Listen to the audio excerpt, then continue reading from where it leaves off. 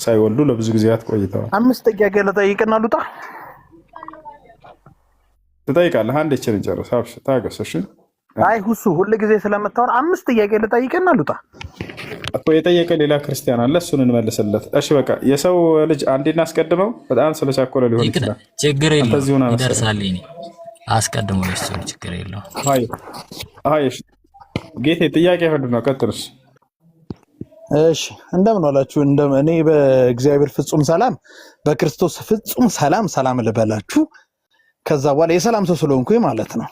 እናንተ በቁርአናችሁ ላይ በሐዲሳችሁም ላይ ብዙ ነገሮችን የማውቀው ነገር አለ። አብሬ ስላደኩኝ አብሬ ስለኖርኩኝ ማለት ነው። አንድ ነገር ልንገርህ። በመጀመሪያ ደረጃ ሰላም አለይኩም ብለህ ለኔ ትመልስልኛለህ ወይ? አንድ እንደ አላህ ፍጥረት ነው እኔ የማስበው። አላህ ፈጣሪ ነው ብላችሁ ካሰባችሁ ማለት ነው። ሁለተኛ ነገር መሐመድ በ6 ዓመቱ አግብቶ በ9 ዓመቱ ስለተገናኛት ሰው ቆይ ልጨርሳ። ጥያቄን በአግባቡ ጠይቅ፣ እንዳታስወርደኝ። በስነ ስርዓቱ ልመልስ። አንዴ ታገስ። መጀመሪያውን 5 ጥያቄ አለኝ አልክ አይደለ? እያንዳንዱ እየመለስን እየሄድን ችግር የለም ወደ ሁለተኛው ትሄዳለህ። እሺ አንዳንዱን እንጨርስ። መጀመሪያ ሲገባ ጊዜም ብሎ ገባ። እኔ ሰላም ስለሆንክ በክርስቶስ ሰላም እላችኋለሁ ምናምን ብለህ ከዛ እኔ አሰላሙ አለይኩም ብላችሁ ትመልስልኛላችሁ ያለ። እሺ በመጀመሪያ እሺ ወደ ጥያቄው ለመለሰልህና መጀመሪያ ላይ ልትሰራ ስላልከው ነገር ስለሱ መጣበታለሁ። ሰላም አለይኩም ብትል ትመልሱልኛላችሁ ወይ? አሁን መልስልሃለሁ፣ ችግር የለም ብንመልስልህ። ሰላም አለይኩም አለና ነቢያችን ሰለላሁ ዐለይሂ ወሰለም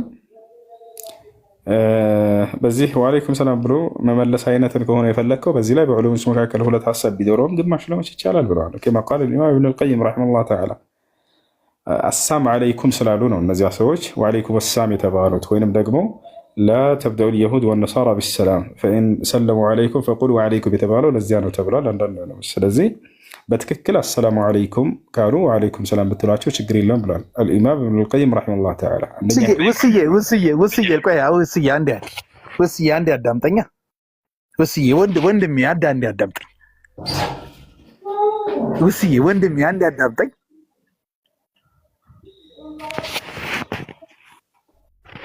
ታዳምጠኛለህ? አላዳምጠህም። እሺ አንተ ቀጠል። በቃ ካላዳመጥከኝም አንተ አውራ። ይሄው እኔ ሚዩት ላድርግ። ጥያቄ ጠየቅክ አይደለ? እስኪመለስ ለምን አታዳምጥም? ጠየቅክ አይደለ? ታገስ። እኮ አይደለማ ጥያቄን አልጨረስኩም። አንተ እኮ ጥያቄን ሳልጨርስ ልመልስልህ ነው የምትለኝ እኮ። አንድ ጥያቄ ጠየቅክ፣ ወደ ቀጣይ ጥያቄ ትሄዳለህ። መጀመሪያ እንድጨርስልህ ብዬ ነው። እሺ መቼ ጨርሼ ወንድሜ? መቼ ጨረስኩኝ አባ? ልጨርስና ከዛ በኋላ ጨረስክ ስትለኝ አወልሃለሁ እኮ። እሺ አንደኛውን ጥያቄ 5 ጥያቄ አለኝ አልኩህ እኮ። እኔ ያለኝ ጥያቄ ውስዬ አንድ አዳም የመጀመሪያው ጥያቄ እኔ ያለኝ ጥያቄ ስንት ዓመትህ ነው? ተረድቻለሁ፣ ግን እኔ ሰዎች ናቸው። አንዴ ያስብ። አንዱን ጥያቄ እየመለስን ወደ ቀጣዩ ትሄዳለህ አልኩህ እኮ። ታገስ። ተረድቻለሁ እኮ ውስዬ አንዴ አዳምጠኝ። ምንድን ነው የተረዳኸው? እስኪ ንገረኝ። አንዴ አዳምጠኝ። ይኸውልህ ምንድን ነው የተረዳኸው? ንገረኝ እስኪ። እሺ ላዳምጥህ። አሁን እኔ ደግሞ አንድ ነገር ልንገርህ።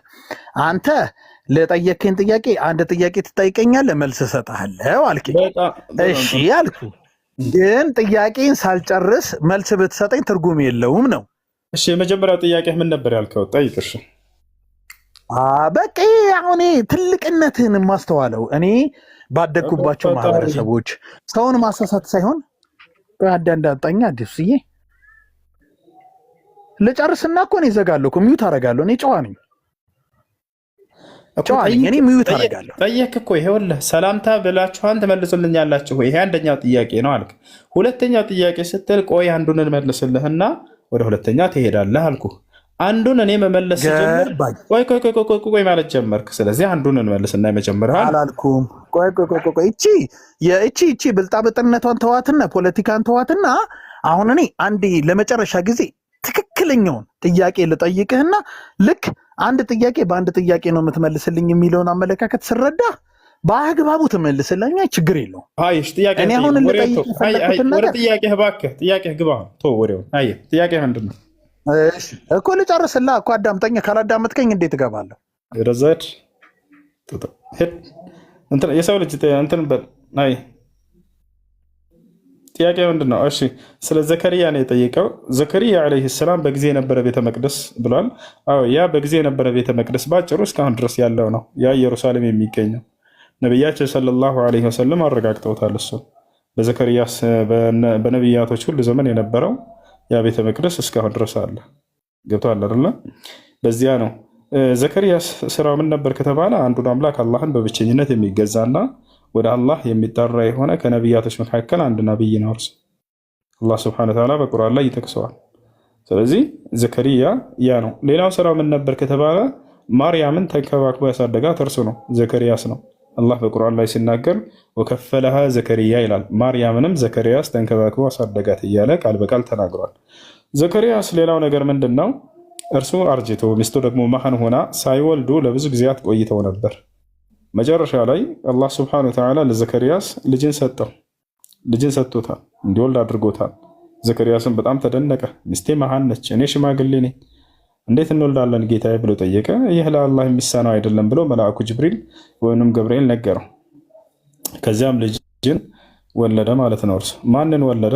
ያሕያ ወይንም ዮሐንስ የሚባለውን ልጅ ወለደ ማለት ነው። ገብታችኋል? ዮሐንስም ከነቢያቶች መካከል አንድ ነቢይ እንደሆነ አላህ ስብሐነሁ ወተዓላ በቁርአን ላይ ወነቢይን ሚነ ሷሊሒን ብሎ ገለጸው። ከደጋጎቹ ከነቢያቶች መካከል ነው ብሎ አላህ ስብሐነሁ ወተዓላ ገለጸው። ይሄ ነው በአጭሩ ታሪኩ ማለት ነው። እና ይህ ነው ሀዛ ሁወ ዘከሪያ፣ ይህ ነው ዘከሪያ ብሎ ማለት። መርየም ዓለይሃ ሰላምን ተንከባክቦ ያሳደጋት ይህ ታላቅ ሰው ነው። ዘከሪያ ከጻድቆች መካከል ጻድቅ ነው። መርየምም ልክ እንዲሁ ከጻድቃን መካከል ጻድቅ ነች። እርሷ ልክ እንዲሁ ልጇም መሲሁ ጻድቅ ነው። የማርያም እናት ጻድቅ ነች። የማርያም አባቷ ራሱ ጻድቅ ነው። አላህ በቁርአን ላይ ከመረጥኳቸው ሰዎች መካከል ብሎ የማርያምን ቤተሰቦች እንዳለ አንስቷቸዋል። ይሄ ነው። እሺ የሰው ልጅ ጥያቄ ካለ ቀጥል። አዎ ሌላ አንድ የሳት ከዋለ በቤተ መቅደሱ ውስጥ ይሰጥ የነበረው አገልግሎት ምን አገልግሎት ነበር? በዛን ወቅት ማለት ነው ቤተ መቅደስ ነበር። በቤተ መቅደሱ ምን አይነት አገልግሎት ነው ይሰጥበት ነበር? አምልኮ ለአላህ ስብሐነሁ ወተዓላ አምልኮ። ከአምልኮ መካከል ትልቁ የአምልኮ ስርዓት ለአንዱ አምላክ ለአላህ ሶላትን መስገድ። ማስረጃ ሁናሊከ ደዓ ዘከሪያ ረበሁ ይላል። በዚያም በቤተ መቅደሱ በዚያው በውስጡ ዘከሪያስ እኔን ጌታን አላህን ለመነ ይላል። ቃለ ረቢ ሀብሊ ሚን ለዱንከ ዙርየተን ጠይባ፣ ጌታ አላህ ሆይ ከአንተ ዘንድ የሆነ ጥሩ ዘርን ለግሰኝ ስጠኝ ብሎ ለመነ። ኢነከ ሰሚዑ ዱዓ፣ አንተ ጸሎትን የምትሰማ የሆንክ አምላክ ነህና ይላል። በዚያ ውስጥ ጸሎት ያደርግ ነበር፣ ማለት ዱዓ ያደርግ ነበር፣ ለአላህ ይሰግድ ነበር። ቀጥሎ ምን አለ? ፈናደትሁ ልመላኢከቱ ሁወ ቃኢሙን ይሰሊ አለ።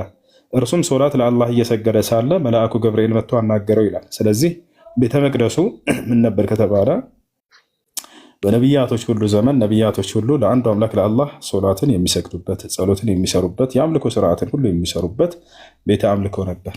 ይሄ ነው። እሺ ያንን የጸሎት ስርዓትን አምልኮ ማን ነው ያዘጋጀው የጻፈው? ምናልባት ከሙሴ ጋር ምን ያክል ግንኙነት አለው? በዛን ሰዓት ይሰራ የነበረው ጸሎት ከሙሴ ጋር ምን አይነት ግንኙነት አለው? ኦኬ አምልኮ ሶላት፣ ዛሬ የምንሰግዳቸው የአምልኮ ስርዓቶች ሁሉ በዚያ ውስጥ ይሰራሉ። ሌላው ነገር እንደ ቂብላ ያገለግል ነበር።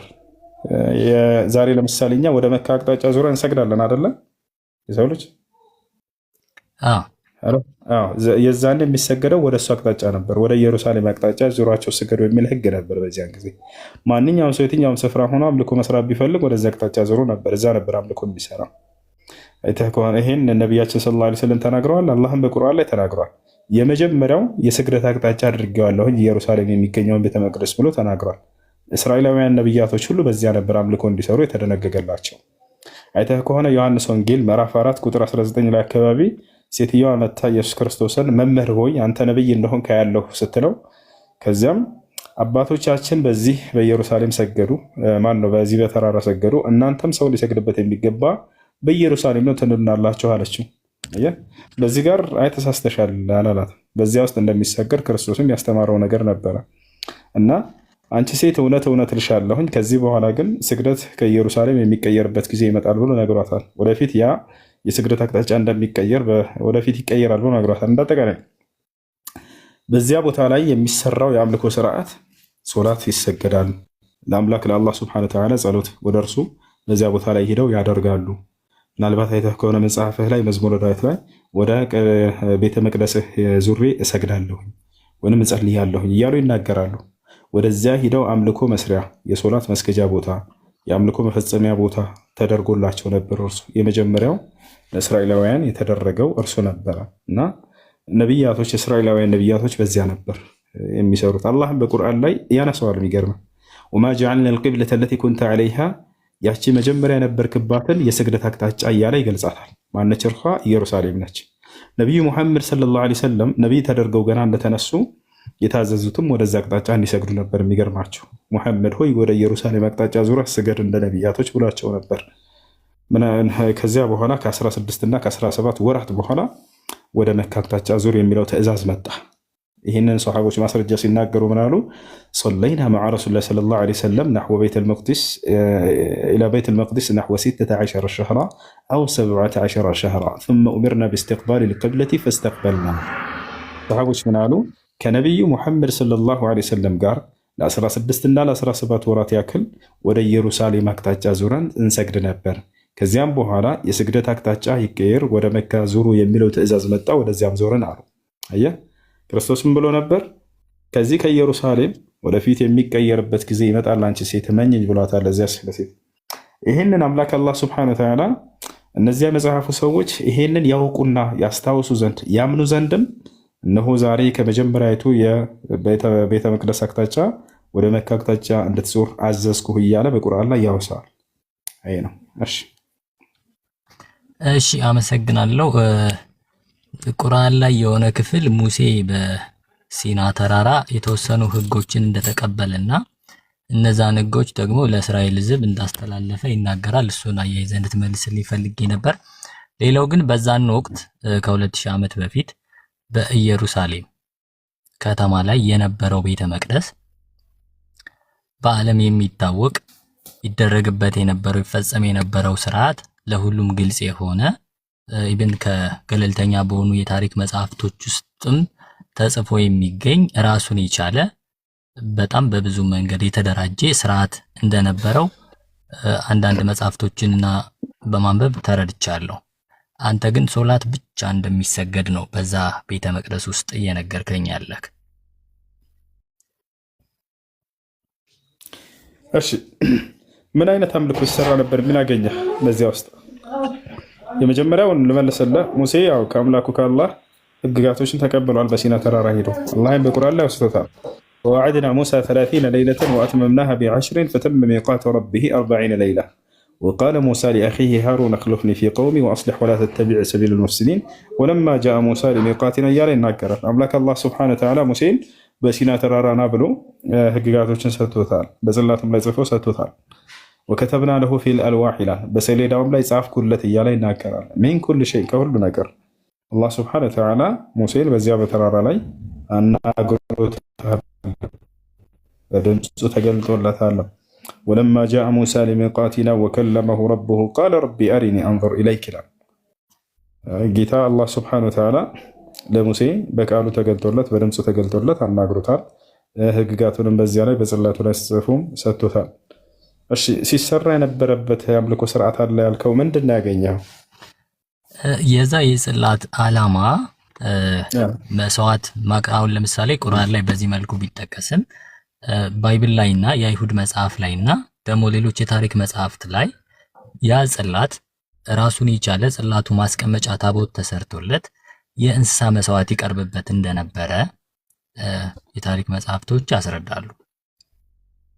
ኦኬ የእንስሳት መስዋዕት አለ እኮ እሱ በኢስላም እሱም ይሰራል። እሱን እኮ እናምናለን። በነቢያቶችም ዘመን ነበር፣ አሁንም እኮ አለ።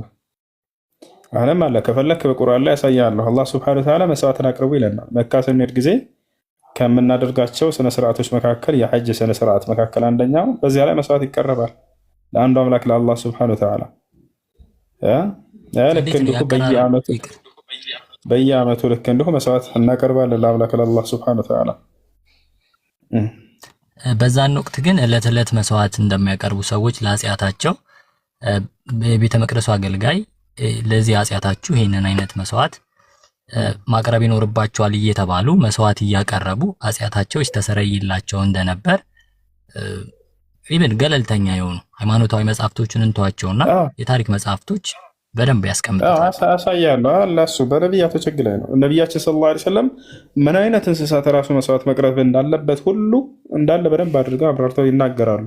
ምን አይነት ማንኛውም ሰው ለምሳሌ የሆነውን ዝም ብሎ አምጥቶ ማቅረብ አይችልም አለ ራሱ የተገለጸ በሐዲስ ላይ እንዲህ አይነት ብለው ነቢያችን ሰለላሁ ዐለይሂ ወሰለም ሕግና ስርዓቶችን አስቀምጠው ለመስዋዕት የምታቀርቡት ይህ ነው ብለው ይናገራሉ። መስዋዕት የሚለውን ቃል በቃል አላህ በቁርአን ላይ ቁል ኢነ ሶላቲ ወኑሱኪ ወመሕያየ ወመማቲ ሊላሂ ረቢል ዓለሚን ይላል። ሙሐመድ ሆይ ስግደቴም መስዋዕቴም ለዓለማቱ ጌታ ለአላህ ነው በላቸው እያለ ይናገራል።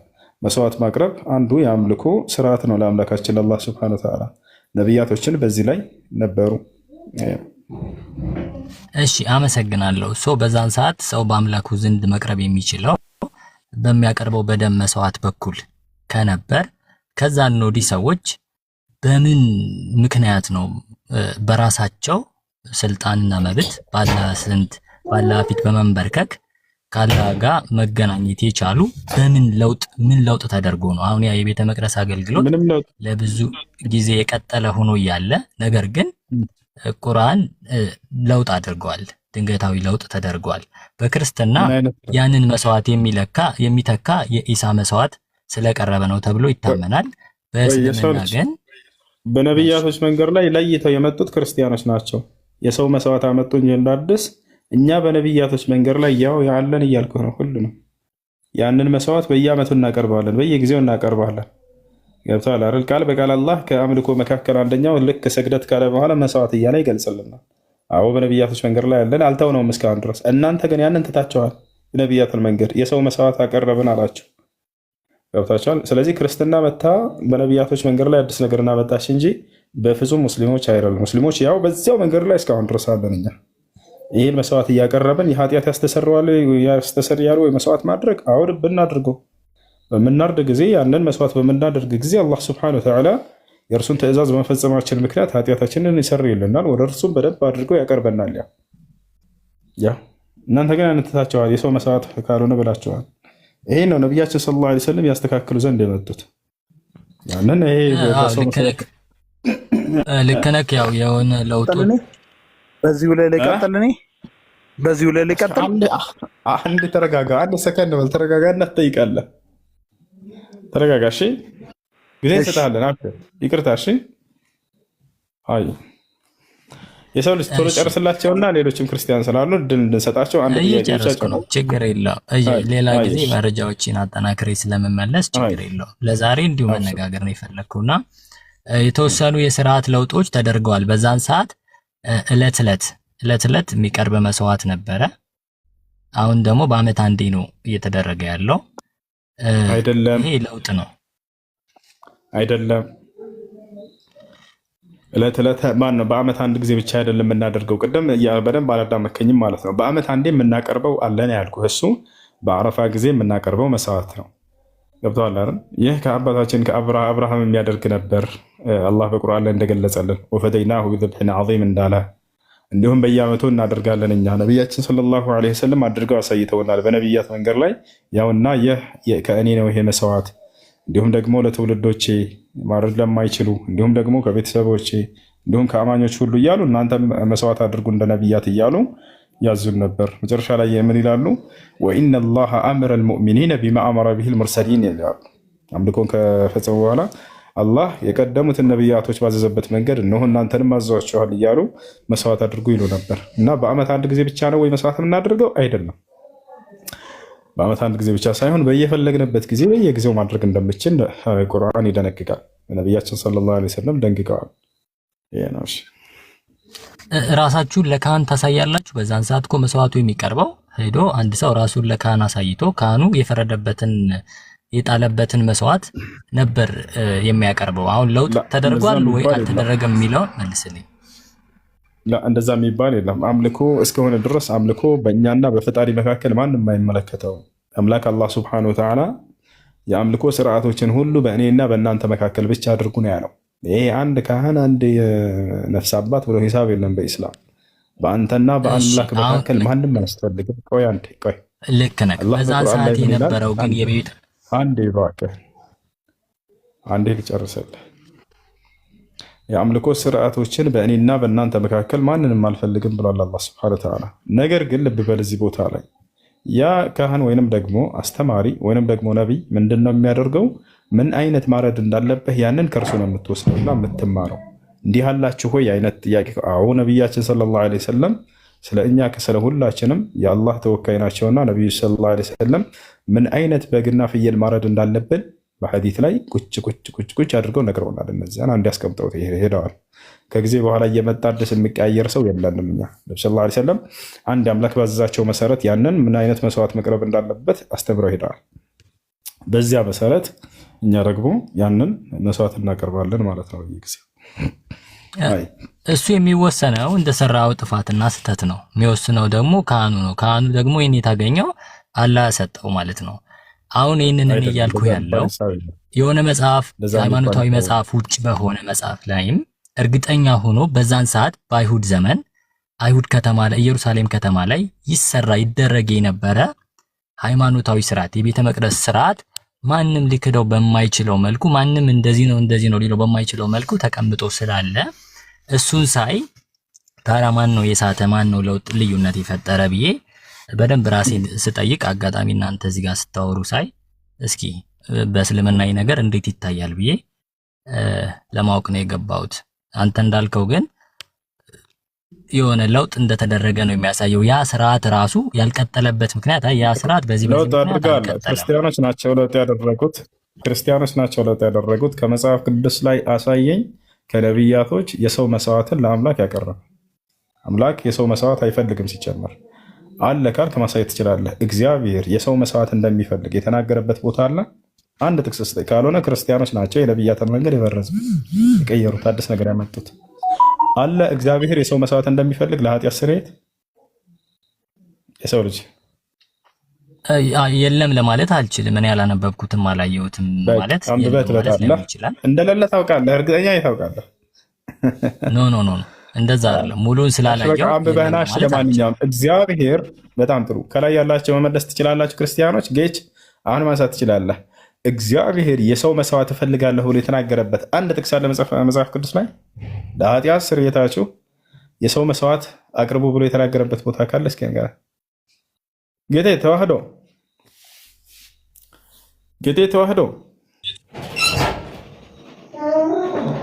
ተዋህዶ አሁን የተናሳ እንጂ እኔ እንዳትገባ ስላላችሁ አሁን ግባ፣ ችግር የለውም። እግዚአብሔር ለኃጢአት ስርየት የሰው መስዋዕት ይፈልጋል አይፈልግም?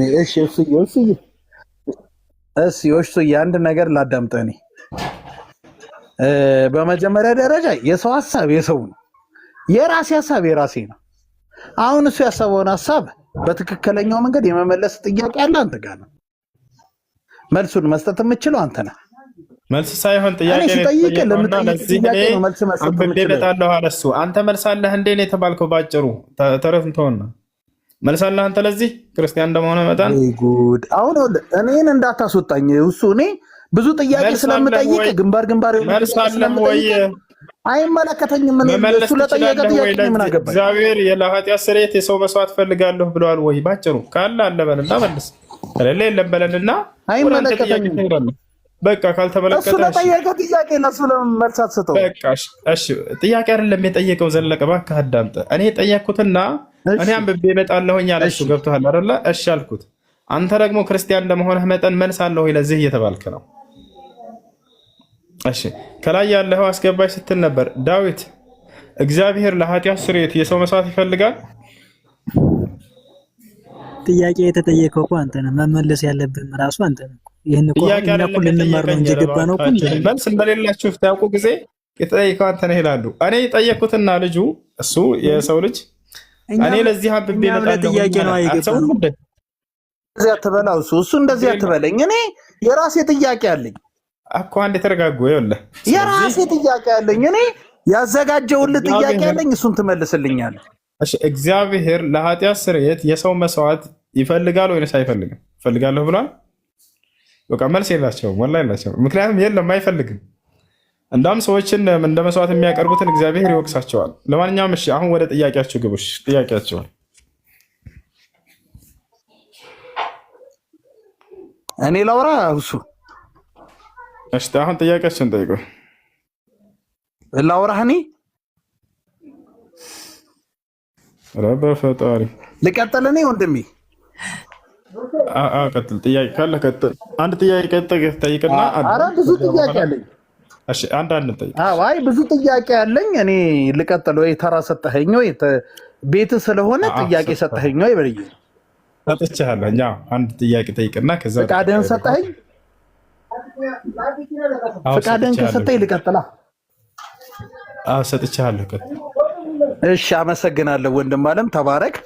በጌታ ፍቅር በደንብ ማለት በጌታ ፍቅር ተባረክ። ቀጥዬ እኔ አንድ የምጠይቅ ጥያቄዎች 5 ጥያቄዎች ናቸው። በጣም ብዙ ሺህ ጥያቄዎች አሉኝ፣ ግን 5ቱን ጥያቄዎች ክርስቲያናዊ ጥያቄዎች ባይሆኑም በትክክለኛው መንገድ ሰዋዊ በሆነ መንገድ እንድትመልስልኝ ነው የምፈልገው። ከፈለግ ከቁርአንም ከሐዲስም እየጠቀስኩ እነግርሃለሁ። አንተም ደግሞ ከመጽሐፍ ቅዱስ ውጪ ባልሆኑ መጽሐፍ ቅዱሳዊ ነገሮችን በተስተካከለ መንገድ እንድትመልስልኝ ይፈልጋለሁ። ማለት ሁሉንም ነገር አጥንቻለሁ ብለህ ስላሰብክ ማለት ነው። አንደኛ ነገር በትክክለኛው መንገድ ስናስበው እኔ እስላም አይደለሁም፣ ወይም ደግሞ መሐመድ በፈጠረው ተረት የምመራ ሰው አይደለሁኝም። ሰላም አይለኩም ብልህ ሰላም አለይኩም በአረብኛ ነውና ሰላም ላንተ ይሁን ማለት ነውና እኔ ሰላም ላንተ ይሁን ብልህ በትክክለኛው መንገድ እንደ ሙስሊም ወይም ደግሞ መሐመድ እንዳስተማረው ትምህርት ሰላም አለይኩም ብለህ ትመልስልኛለህ? አንድ ሁለተኛ ነገር ደግሞ ልቀጥል። ሁለተኛው ነገር ደግሞ አንድ ይሄን መልስልኝና ወደ ቀጣይ ትሄዳለህ። አይዋ እሺ ይኸው ሚዩት አድርጌያለሁ። ሚዩት። በጣም ጥሩ እናመሰግናለን። በጣም ደስ የሚል ነገር መጀመሪያ ላይ ያስቀምጧል። እሱም ምንድነው? ጥያቄ እጠይቅሃለሁ፣ ጥያቄዎችን ያቀርባለሁኝ። በሺ የሚቆጠር ጥያቄ አለኝ። ከነዚያ ውስጥ ግን 5ቱን አሁን የምጠይቅህ አለ።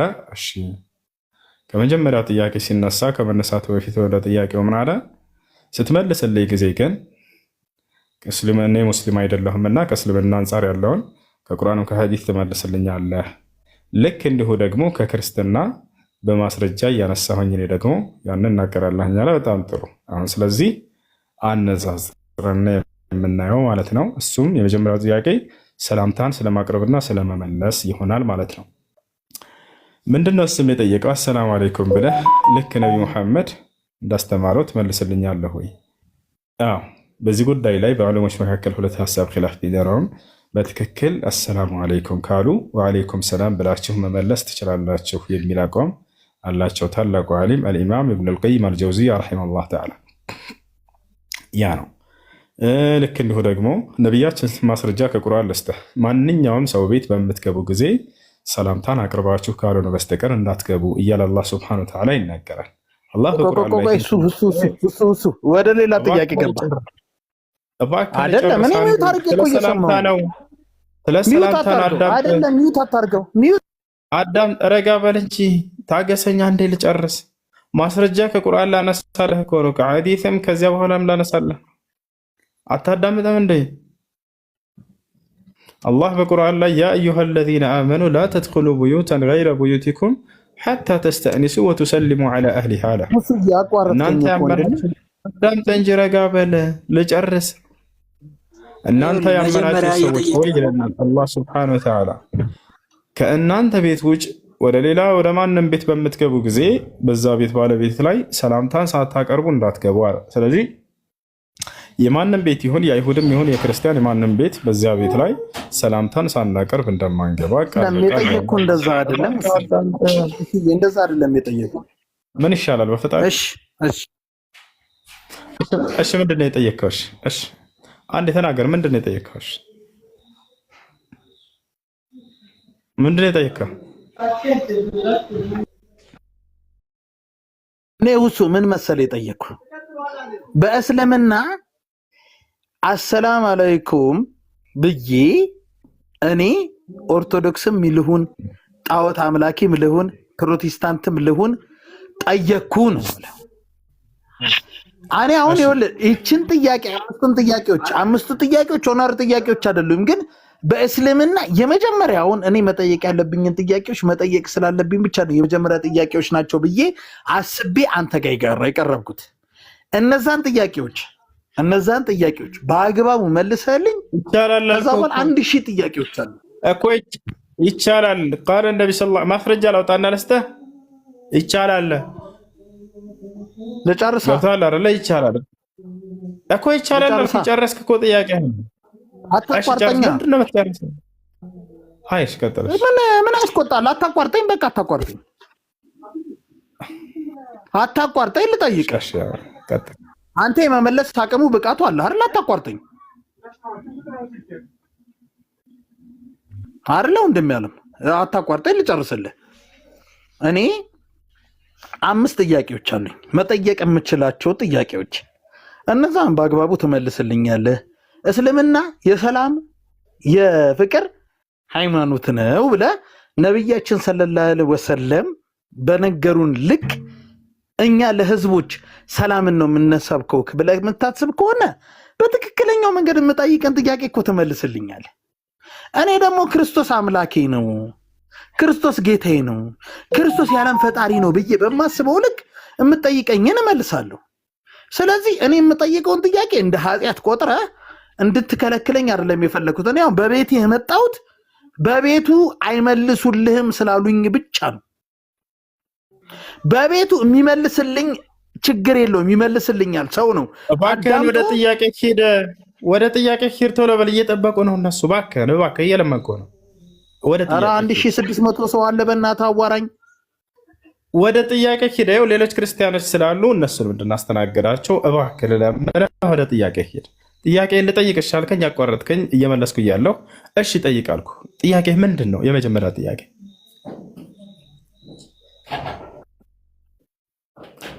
ወደ ጥያቄ ሂድ እባክህ። ወጥተሃል። ይኸውልህ በቃ ከአሁን ከወጣህ ሚውት ካደረግ እሺ፣ አሁን ጥያቄህን ቀጥል። ጌቴ ወይ ጌቱ አይን ያለውኝ። ሁለተኛውን ጥያቄን ደግሞ ስማኝ። ቆይ የመጀመሪያውን ጨርስ እንጂ የመጀመሪያው ተመለሰልህ? አልመለስክልኝም። እሺ ጥያቄው ምን ነበር? የመለስኩት ምን ብዬ ነበር? እስኪ ንገረኝ። መልሶ ምን አልኩ? ምንም አልመለስክልኝም። ምንም አልመለስ። እኔ ጠየቅኩህ፣ አንተ አልመለስክም። መልሱ ምን ብዬ ነበር የተናገርኩት? ስመልስ ድገምልኝ። እሱን ነብያችን ሰለላሁ ዐለይሂ ወሰለም ምን አልከኝ አንተ? በገባችሁበት ቤት ሁሉ ሰላም አለይኩም፣ ሰላም ለእናንተ ይሁን ብለው መለሱ ነው ያልከኝ አይደለም? እሺ አንተ ቀጥል። ደግሞ እኔ የተረዳሁትን ትክክል ካልሆንኩኝ አንተ ቀጥል። እሺ ሰላምታ ብናቀርብላችሁ መመለስ ትችላላችሁ ወይ አልከን? አዎ እንችላለን ብዬ መልሼልሃለሁኝ። አንደኛ እሱ ነው። አሁን ደግሞ ምን እናደርጋለን? እኔ ደግሞ እንደ ክርስትና እናገራለሁ ብለህ ነበር። አሁን አንተ ክርስቲያን ባልሆነ ሰው ላይ ወይንም የአንተን ትምህርት በማይከተል ሰው ላይ ሰላምታ ማቅረብ ወይንም ደግሞ በቤትህ እንደ እንግዳ አድርገህ መቀበል ይፈቀድልሃል ወይንስ አይፈቀድልህም? እንደ ክርስትና ይፈቀድልኛል። አይፈቀድልህም? ማስረጃ ላሳየህ ከመጽሐፍ ቅዱስ። አዎ አስረዳኝ። ላውጣ ማስረጃ? ክርስቶስ መብት ነው። አውጣ። አውጣ። ምን ይላል መሰለህ? አውጣ።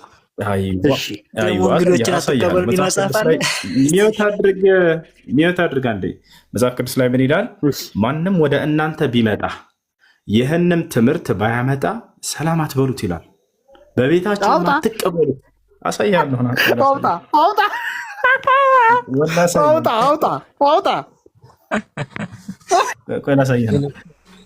አንድ የተረጋጋ ቀስ በል አትረብሽ። ያው ቀል በቀል እናሳየህ ነው። ዮሐንስ መልእክት ያውና አንዴ ከፍንትን አድርጉት። ያውና እሺ ምን ይላል መሰላ? ጌታ አንብብ። ማንም ወደ እናንተ ቢመጣ ይላል ቁጥር 10 ማንም ወደ እናንተ ቢመጣ ይህንም ትምህርት ባያመጣ በቤታቸው አትቀበሉት፣ ሰላምም አትበሉት። አላሁ አክበር። ሰላም ብትለን የኃጢአታችን ተካፋይ ትሆናለህ ተብለሃል። ቀጥሎ ምን አለ? ሰላም የሚለው ሰው ምዕራፍና ቁጥሩን በቃ አሳየው ከላይ አንድ ያሳየው ከላይ ምዕራፍና ቁጥሩ ምዕራፍና ቁጥሩ ያው አድርገው ወደ ታች። እሺ ተረጋጋ። ያው እና ሁለተኛ ዮሐንስ መልእክት ምዕራፍ 1 ቁጥር 10 ሁለተኛ ዮሐንስ መልእክት ምዕራፍ 10 ምዕራፍ 1 ቁጥር 10 ላይ ማንንም ሰላም ማለት አንዴ እሺ ወደ ጥያቄ ሄድሽ እና ስለዚህ ክርስቲያኖች እናንተ ማንንም እሺ የትኛውን ለሆነ አንበበው ከሱ አሁን ይሄ ማንም ወደ እናንተ ቢመጣ ይሁንም ትምህርት ባያመጣ በቤታችሁ አትቀበሉት፣ ሰላምም አትበሉት። አላሁ አክበር። አዎ ከዛ በኋላ ሰላም የሚለው ሰው በክፉ ስራው ይከፈላልና። ከዛ በኋላ ቀጥል ችግር የለውም ቀጥል 12 እሺ አስነብበው። ያው አንብብ። እንገስጽፍላችሁ የምፈልገው ነገር ብዙ ነገር ሳለኝ በወረቀትና በቀለም ልጽፈው አልወድም። ዳሩ ግን ደስታችሁ ፍጹም አንብበው ደስታችሁ ፍጹም እንዲሆን ወደ እናንተ ልመጣ አፍ ለአፍ ልናገራቸው ተስፋ አደርጋለሁ። ምኖች ናቸው ያሉት? እንደዚህ ምኖች ናቸው ያሉት? አይደለም ምኖች ናቸው ያሉት? ዮሐንስ አይደለም። ይኸውልህ ችግር ይሄ ነው። ዮሐንስ ስለጻፈው ዮሐንስ አለ አይደለም የሚባለው። ማነው መጽሐፍ ቅዱስ ሊጻፈው? ይሄን ቆይ አይደለ እንዲህ አትሸውደኝም። ይኸውልህ እንዲህ እኮ መጠላለፍ የለም። በእኔ ጋር እኮ መጠላለፍ የለም። እኔ የገባው ታውቄ እኮ ነው። እንዲህ መጠላለፍ የለም። ምኖች ናቸው የጻፉት? ዮሐንስ ነው የጻፈው። ያው መጽሐፉ ምን ይላል? ዮሐንስ አይደለም የጻፈው። ዮሐንስማ ጻፈው። ዮሐንስ ጻፈው። ማንን ወክሎ ጻፈው? አባቴ አዳምጠኛ። ይኸውልህ በውሸት 700 ሰው አታሳምንም። እባክህን አድርግና መልስ። አንዴ አዳምጥ፣ ከላይ አዳምጥ፣ ተረጋጋ። የዮሐንስ መልእክት ይላል። ማን የጻፈው? ዮሐንስ ነው የጻፈው። አይ ዮሐንስ አይደለም ካልክ የመጽሐፍ ቅዱስ ጸሐፊ ማን እንደሆነ አይታወቅም ማለት ነው። እናመሰግናለን። አይደለም እሱዬ፣ አሁን ሚውት አታርገኝ። እኔ ሚውት የምታረገኝ ከሆነ እወጣለሁ። ጥቅሱ ላይ ትኩረት አድርግና አውራ። እሺ ከኔ ጋር ተወውና ጥቅሱ ላይ ምን ይላል? ማንም ወደ እናንተ ቢመጣ አዳምጥ፣ ተረጋጋ። ዩሱ አይደለም እኔን አዳምጠኝ። አንተ ቤትህ ነው እኔን አዳምጠኝ። ጥቅሱ ላይ ትኩረት አድርግ። ከኔ ጋር ማውራትን ተወውና ምን ይላል መሰለህ? ጥቅሱን እኮ እውነት ላደርግልህ እኮ ነው። እኔን ሚውት አታርገኝ እኮ ያውልህ አሁን ዮሐንስ የጻፈው ቆይ አዳምጠኝ ሁስዬ ወንድሜ አንዴ አዳምጠኝ። እኔ ወንድ በክርስቶስ ፍቅር የምወደው ወንድሜ ነህ። እባክህ ጥቅሱ ላይ ትኩረት አድርግ። ተወው ሰበካ እባክህ ጥቅሱ ለሚወጣ ብለህ አንብብና እኮ ቆይ አዳምጠኛ። ለኔ እኮ እንዴት ላውራሽ? አንተ እያወራህ እሺ። ዳዊት ጥያቄ አለህ የለህም? ለማንኛውም ክርስቲያኖች ማንም ወደ እናንተ ቢመጣ ይህንም ትምህርት ባያመጣ ሰላም ማለት አትችልም። ለማን ነው የሚያወራው? ጤነኛ አይደለም እንደ ሰውዬ። ጥቅሱን በአላህ ስም ላለው ከተፈጠረ ገና ዛሬ እያሳየሁን ነው። አያውቀው አይደለም። ለማን ነው የሚያወራው? ለእናንተ ለክርስቲያኖች የተሰጠ መልእክት ነው። ማንም ወደ እናንተ ከላይ ጀምረህ አንብበው። ይኸውልህ ጌቴ እንድትረዳ ዘንድ በቃ ይኸውልህ መጽሐፍ ቅዱስና ቁርአን ይለያያል። መጽሐፍ ቅዱስ አውድ፣ መስመር። ዳዊት ጥያቄ ያለ ጠይቅ። ምንም የሚገባ ሰው አይደለም። ሚዩት አታርገኛ። አትረብሽ። ሚዩት አድርግ። አትረብሽ እባክህ አትረብሽ። ጭራሽ ጸሐፊውን ካደ እኮ ማነው የጻፈው አለ ቅድም። ለማን ነው ወደሚልህ ደግሞ የጠየቅኩህ እኔ ለምን ሚዩት ታደርገኛለህ? አንዴ አትረብሽ እባክህ። እሺ ሁሱ ካስወጣኸኝ እግዚአብሔር ምስክሬ ነው፣ ትክክል አይደለም። አናስወጣህም። አብሽር ወላሂ አላስወጣህም። ቁጭ ብለህ ታድራለህ እዚህ፣ ችግር የለውም። ታታርገኛ ሚዩት አታርገኝ። እሺ ሞዴሬተሮች ሚዩት እያደረጉኝ ነው። እሺ ጥቅሱ ላይ ትኩረት አድርገህ አውራ እባክህ። ሌሎችንም እኮ ጥቅሱ ላይ እግዚአብሔር ምስክሬ ነው። ይኸው እሱ ማምላክን ወላዲት አምላክ ምስክሬ ናት። ጥቅሱ ላይ ትኩረት አድርጌ አወራሃለሁ። አንተ ዝም በለኝና እኔ ላውራና ከዛ ትቀጥላለህ። እኔ ዝም እላለሁ።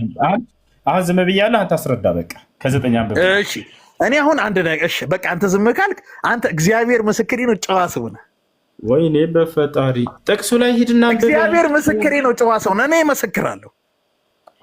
ሁሱ እንደዚህ ነው ቢሉኝ በፍጹም አይደለም። ጨዋ ሰው እስከምታወራ ጥግ ድረስ የሚያዳምጥ የሚረዳ ሰው ነው ብዬ እኔ በራሴ አቅም እመሰክርልሃለሁ። ጤነኛ አይደለም እንደ ሰውየው። ሰዎች ሚዩት ያታርጉኝ፣ ሞዴሬተሮችን እረፉ በላቸው። ምንም ማድረግ አይቻልም። ወላሂ እሺ፣ ዳዊት ጥያቄ ካለህ ቀጥል። እሺ የኔ ጥያቄ እሺ፣ ዓለም ሳይፈጠር በፊት ምን ነበረች ሀገር? ይቺ ዓለም ምን ነበረች? ዓለም ሳይፈጠር በፊት ዓለም ምን ነበር? ምን አይነት ጥያቄ ነው? ምንም አልነበረም ዓለም ሳይፈጠር በፊት ከአምላክ በስተቀር እኮ ከአምላክ ምን ነበር በስተቀር ይቺ ሀገሯ እንደዚህ ዛፍ ቅጠል ምናምን ነበረ ወይስ? የለም ነበር እኮ ዓለም ሳይፈጠር በፊት ዓለም የት ነበር ተብሎ እንዴት ይጠየቃል? ይሄ ሃይላንድ ሳይፈጠር በፊት ሃይላንዱ የት ነበር አይባልም። የለም ነበር አስለ ከመሰረቱ ገብቶሃል አይደል? ይሄ ሞባይል ሳይፈጠር በፊት ይሄ ሞባይል የት ነበር? የለም። እቺ ሲፈጠር ምን ነበር? ታረ ካን አላህ ወለም የኩን ማዕ ምን ሲፈጠር ይቺ ዓለም ስትፈጠር ምን ነበር ያለው? መጀመሪያ የተፈጠረው ምን ነበር? ኦኬ መጀመሪያ የተፈጠረው ፍጥረት ምንድነው ነው አይደል? ከሰማይ ከምድር በፊት ለማለት ፈልገህ ነው እኮ? አሎ ሰማይና ምድር ከመፈጠራቸው በፊት ለማለት ፈልገህ ነው ዳዊት? አሎ አሎ አይሰማም? አዎ አምላክ አላህ ሱብሓነሁ ወተዓላ እርሱ ካነ አላህ ወለም የኩን መዐሁ ሸይ ነቢያችን ሰለላሁ ዐለይሂ ወሰለም ሲናገሩ አላህ ብቻውን ነበር፣ ከእርሱ ጋር ምንም አይነት ነገር የለም ነበር አሉ። ከዚያ በኋላ እርሱ ፍጥረታትን ሁሉ አስገኛቸው እያሉ ይናገራሉ። አላህ በቁርአን ላይ ሲነገር አላሁ ኻሊቁ ኩሊ ሸይእን ይላል። እኔ አምላካቸው አላህ የሁሉ ነገር ፈጣሪ ነኝ እያለ ይናገራል። በሌላ ቦታ ላይ ዛሊኩም አላሁ ረብኩም ላኢላሃ ኢላሁ ኻሊቁ ኩሊ ሸይእን ፈዕቡዱህ ይላል። እርሱ ያ አምላካችሁ አላህ ነው፣ ከእርሱ በስተቀር ሌላ አምላክ የለም፣ እርሱ ሁሉን ነገር የፈጠረና ያስገኘ ነው፣ እርሱን በብቸኝነት ተገዙት እያለ ይናገራል። ስለዚህ ምንም ነገር እነዚህ ዓለም ሳይኖሩ በፊት ምን ነበር ከተባለ አምላክ አላህ ሱብሓነሁ ወተዓላ ብቻውን ነበር። ከዚያ በኋላ ፍጥረታትን በየጊዜው እርሱ አስገኛቸው። እሺ ይህ ነው ሰማይና ምድር ከመፈጠራቸው በፊት። ያ ማለት ይቺ ዓለም ሳትፈጠር በፊት ምን ነበር ለማለት ሲፈልግ የፈለከው ነገር ምናልባት ከሰማይና ከምድር በፊት ምን ተፈጥሮ ነበር ለማለት ከሆነ ጥሩ ጥያቄ ነው። ይህን ኢስላም ይመልሳል። ነቢያችን ሰለላሁ ዐለይሂ ወሰለም እነዚህ ሰማይና ምድር ከመፈጠራቸው በፊት ሌላ ፍጥረታቶች ተፈጥረው እንደነበር ይናገራሉ ሐዲስ ላይ። እነርሱ ምን ናቸው ከተባለ ዓርሽ፣ አልኩርሲይ፣ አልማ ውሃ፣ አልቀለም ብዕር፣ እነዚህ ሁሉ ቀድመው ተፈጥረዋል። ማስረጃ ከተባለ ለምሳሌ ከሰማይና ከምድር ከ50 ሺህ ዓመት በፊት ብዕር ተፈጥሮ እንደነበር ተናግረዋል። ቃለ ነቢዩ ሰለላሁ ዐለይሂ ወሰለም ኢነላሃ ከተበ መቃዲር አልኸላኢቅ ቀብለ ኸልቅ ሰማዋት ወልአርድ ብ50 አልፍ ሰና። ሰማያቶችና ምድር ከመፈጠራቸው በፊት ከ50 ሺህ ዓመት በፊት ስለ ፍጥረታት ወደፊት የሚሆነውን ፍጥረት ሁሉ አምላክ አላህ ሱብሓነሁ ወተዓላ በጽፎታል ብለው ተናገሩ። ማለት እንዴት ነው የተጻፈው የሚለውን በሌላ ሐዲስ ላይ ሲገልጹ ጊዜ አወል ማ ኸለቀ አላሁ አልቀለም ቃለ ለሁ እክቱብ ቃል ማዛ አክቱብ ያ ረብ ቃል እክቱብ ማ ሁወ ካኢኑን ኢላ ቂያም ሰዓ ፈከተብ። አላህ ብዕርን መጀመሪያ በፈጠረ ጊዜ ብዕር ማለት መጻፊያ ማለት ነው። ማለት ዛሬ ለምሳሌ እዚህ የምናወራው የምንናገረው የምንሰራው ሁሉ ተጽፏል እንላለን አይደለ? በአንደበታችን ላይ የዛኔ የተጻፍ ዘንድ ቀድሞ ብዕር ተፈጠረ። ገብቷቸዋል አይደለ? ከሰማይና ከምድር በፊት የዛኔ ወደፊት የሚሆነውን ሁሉ እንዲጽፍ ታዘዘ። እርሱም ተጻፈ ይሄ ነገር። ገብቷቸዋል አይደል? ስለዚህ ሰማይና ምድር ከመፈጠራቸው ከ50 ሺህ ዓመት በፊት የተፈጠረ ነገር እንዳለ ይናገራሉ ነብዩ ሰለላሁ ዐለይሂ ወሰለም። ልክ እንዲሁ ዓርሽ ተፈጥሯል፣ ኩርሲ ተፈጥሯል፣ ውሃ ተፈጥሯል። እነዚህ ሁሉ አሉ ማለት ነው። ስለዚህ ይቺ ዓለም ከመፈጠሯ በፊት ምን ነበር ለሚለው ጥያቄ መልሱ እነዚህ ሁሉ ፍጥረታቶች ቀድመው ተፈጥረው ነበር ማለት ነው። ይህን ይመስላል። እሺ ይቺ ዓለም ስትፈጠር መጀመሪያ የተፈጠረው ፍጥረት ምንድን ነበር? ይቺ ዓለም ስትፈጠር ጊዜ መጀመሪያ የተፈጠረው ፍጥረት ምንድን ነው? እንግዲህ 7 ሰማያቶች 7 ምድሮች አሉ። በእነርሱ ውስጥ የሚኖሩ 3 ነገራቶች አሉ እንደምናውቃቸው። አንደኛ እኛ አለን፣ ሰው አዳም ነው የመጀመሪያችን። ሁለተኛ ከእርሱ በፊት ጂኖች አሉ፣ ከዚያ መላእክቶች። ማን ነው ታዲያ ቀድሞ የተፈጠረው ከተባለ መላእክቶች ቀድመውን ተፈጥረዋል በዚህ ዓለም ላይ። የሰማይ ነዋሪዎች ናቸው እነርሱ። እዚህ ዓለም ስንል ሰማይንና ምድርን ያማከለ የሆነ ጥያቄ ስለሆነ ነው። መጀመሪያ የተፈጠሩት ከሁላችንም ከሶስታችንም ማን ናቸው ከተባለ መላእክቶች ይቀድማሉ። ገብቷችኋል አይደል? ከዚያ በኋላ ማን ተፈጠረ? ጅኖች ተፈጠሩ። ከዚያ በኋላ ሰዎች ተፈጠሩ። ማስረጃ እያለ ነው ኮሜንት ላይ። እኛ ያለ ማስረጃ አናገርም። ነቢያችን ሰለላሁ ዐለይሂ ወሰለም ሐዲስ ላይ ሲናገሩ ምን አሉ? ኸለቀ ላሁ ልመላኢከተ ሚን ኑር፣ አላህ መላእክትን ፈጠረ ከብርሃን አሉ። ከዚያ አስቀጥሎ ምን ፈጠረ? ከመላእክት ቀጥሎ ወኸለቀ ልጃነ ሚን ማሪጅ ሚን ናር፣ ከዚያ በኋላ ጅኖችን ደግሞ ከእሳት ፈጠራቸው አሉ፣ ከሚበለበል እሳት። ወኸለቀ አደም፣ ከዚያም አደምን ፈጠረ ሚማ ወሲፈ ለኩም አይ ሚነ ቱራብ፣ ከአፈር ፈጠረ እርሱን አሉ። ስለዚህ መጀመሪያ ቀድሞ የተፈጠረው ምንድነው? መላእክቶች፣ ከዚያ በኋላ ጅኖች፣ ከዚያ በኋላ ሰዎች ይቀጥላሉ ማለት ነው። ይሄን ይመስላል። እሺ አሁን እነዚህ 7 ቀኖች ትርጉም ያላቸው አይደለ? እስከ 7 ቀን ምን ምን ተፈጠሩ? እነዚህ 7 ቀኖች ትርጉም አላቸው። ሁሉም ነገሮች ትርጉም አላቸው። እስከ 7 ቀን ምን ምን ተፈጠሩ? ለምሳሌ ሰኞ፣ ማክሰኞ፣ ሮብ፣ ሐሙስ፣ አርብ፣ ቅዳሜ፣ እሁድ ለምን ተባሉ? እንግዲህ በሰባዊ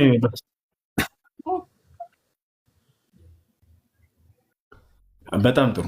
እነዚህን ሁሉ ስሞች እንዴት ዛሬ ልናውቃቸው? እንዴት ለምን ተሰይሙ? በዚህ ዛሬ ላይ ራሱ ዓለም ላይ የምንግባባቸው ነገራቶች ዓለም ላይ ለምሳሌ ኢትዮጵያ ላይ ብቻ አይደለም አይደለ? አስተውላችኋል? ሰኞ፣ ማክሰኞ፣ ሮብ፣ ሐሙስ በሁሉም ዓለም አለ ይሄ ስያሜ። ከብትን ለምሳሌ ከብት የሚለውን ስያሜ እኛ ከብት እንለዋለን አይደለ? አዎ። በፈረንጆችም ጋር በአረቦችም ጋር ስትሄዱ እንዳለ ስማቸው አንድ አይነት ነው። ፍየል ፍየል ተብላ ትጠራለች። በየራሳቸው ቋንቋ የተለያየ ቃላት ቢሆንም ማለት ነው። ገብቶሃል አይደለ? እኛ ፍየል እንላለን። ወደ አረቡ ስትሄድ ደግሞ ወደዚያ ገነም ይላሉ። ወደ እንትኖቹ ደግሞ ወደ ነጮች ጋር ስትሄድ ጎት ሊሉ ይችላሉ። ልክ እንዲህ የተለያዩ ሆነው ነገር ግን ስማቸው አንድ ነው። ዶሮ ዶሮ እንላለን። ገብቶሃል አይደለ? ከዛልክ ልክ እንዲሁ በሁሉም ዓለም ዶሮ እንደሆነች ይታወቃል ስሟ። ይሄን ሚስጥሩን የሚናገረው ኢስላም ነው። የሚገርማቸው ኢስላም ይናገራል። ለምንድን ነው አንድ አይነት ስሞች ይዘው የምናየው በዓለም ላይ? ራሳችን ጠይቃችሁ ታውቃላችሁ? ገና ቁርአንን ስትከፍቱ ጊዜ ስለዚህ ነገር ያነሳላችኋል። ወዐለመ አደመን አስማአ ኩለሃ ይላል አላህ። የፍጥረታትን ሁሉ ስም ለአዳም አሳወቀው አላህ አስተማረው ይላል። ثم عرضهم على الملائكة فقال أنبئوني بأسماء هؤلاء إن كنتم صادقين። አዳም የመጀመሪያው ሰው ይሄን እንዲያውቅ ተደረገ። በፍጥረት በአዳም ልጆች ላይ ሁሉ ይሄ ነገር እንዲያውቁ አደረገ አምላክ አላህ ሱብሓነሁ ወተዓላ። በተፈጥሯችን እንድናውቃቸው አድርጓል። አያችሁ አይደል?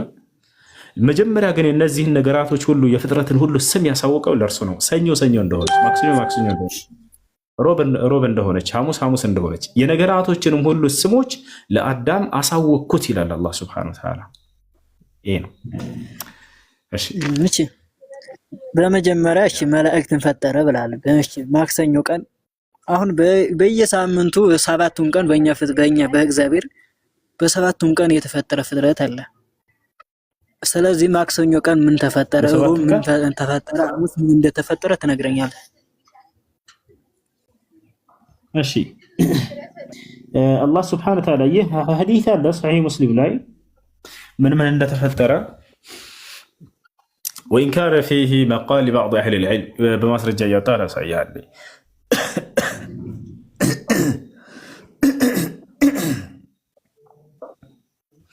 አንዳንድ ዕለሞች በሱ ላይ ንግግር ቢኖረውም እናሳያቸው። ቆይ ማክሰኞ ምን ተፈጠረ የሚለውን ተኽሪጅ ሐዲስ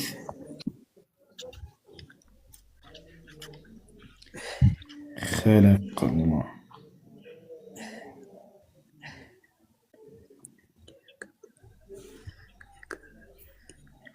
እሺ አዳም መቼ ቀን የተፈጠረው ይላል መጽሐፍ ቅዱስ ዳዊት። እሺ አዳም መቼ ቀን የተፈጠረው? ይሄን መጽሐፍ ቅዱስ ይናገራል። ይሄን እኮ ለማወቅ መሰለኝ የገባሁት። ችግር የለውም እኔ እነግርሃለሁ። እሺ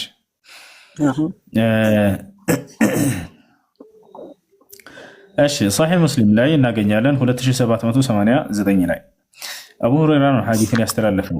أخذ رسول الله صلى الله عليه وسلم بيدي النبي صلى الله عليه وسلم الجن يزن على أبو هريرة سناكر فقال خلق الله عز وجل التربة يوم السبت.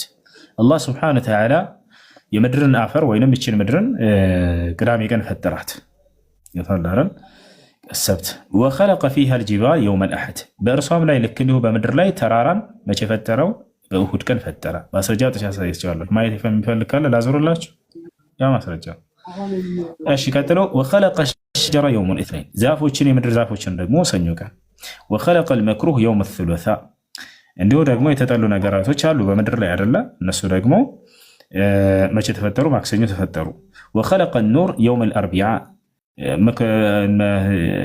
የተጠሉ ነገራቶች ሲባል ማናቸው ጨለማ ሊሆን ይችላል ማናቸው ክፉ ነገራቶች ሁሉ በመድር ላይ የሚገኙ ማን የፈጠራቸው ያስገኛቸው ቢባል እነዚህን ፈጣሪ ነው እነዚያ መቼ ተፈጠሩ ከተባለ ማክሰኞ ቀን وخلق النور يوم الاربعاء ብርሃናዊ ነገራቶችን ደግሞ ብርሃኖችን በሮብ ቀን ፈጠራቸው ማለት ነው እነዚህ ብርሃን የሚባሉ ለምሳሌ ፀሐይ ያለች ከዋክብት አሉ ጨረቃ ያለች ማናቸውም ብርሃናማ ነገራቶች በዚህ ቀን ተፈጠሩ وبث فيها الدواب يوم الخميس በምድር ላይ ደግሞ ማናቸውንም እንስሳቶችን በሐሙስ ቀን ፈጠራቸው በተናቸው ማናቸውም ፍየል በግ ዶሮ ምናምን ገለመል እነዚህ ሁሉ እንዳለ ማለት ነው ማን ተፈጠረ መጨረሻ ላይ وخلق آدم عليه السلام بعد العصر يوم الجمعة آدم ደግሞ አምላክ አላህ Subhanahu Wa Ta'ala አርብ ቀን ወይንም ጁምዓ ቀን ከዓصر በኋላ ፈጠረው አሉ في آخر الخلق የመጀመሪያው ፍጥረት የመጨረሻው ፍጥረት ላይ في آخر ساعة من ساعة الجمعة فيما بين العصر إلى الليل ይሄን ይመስላል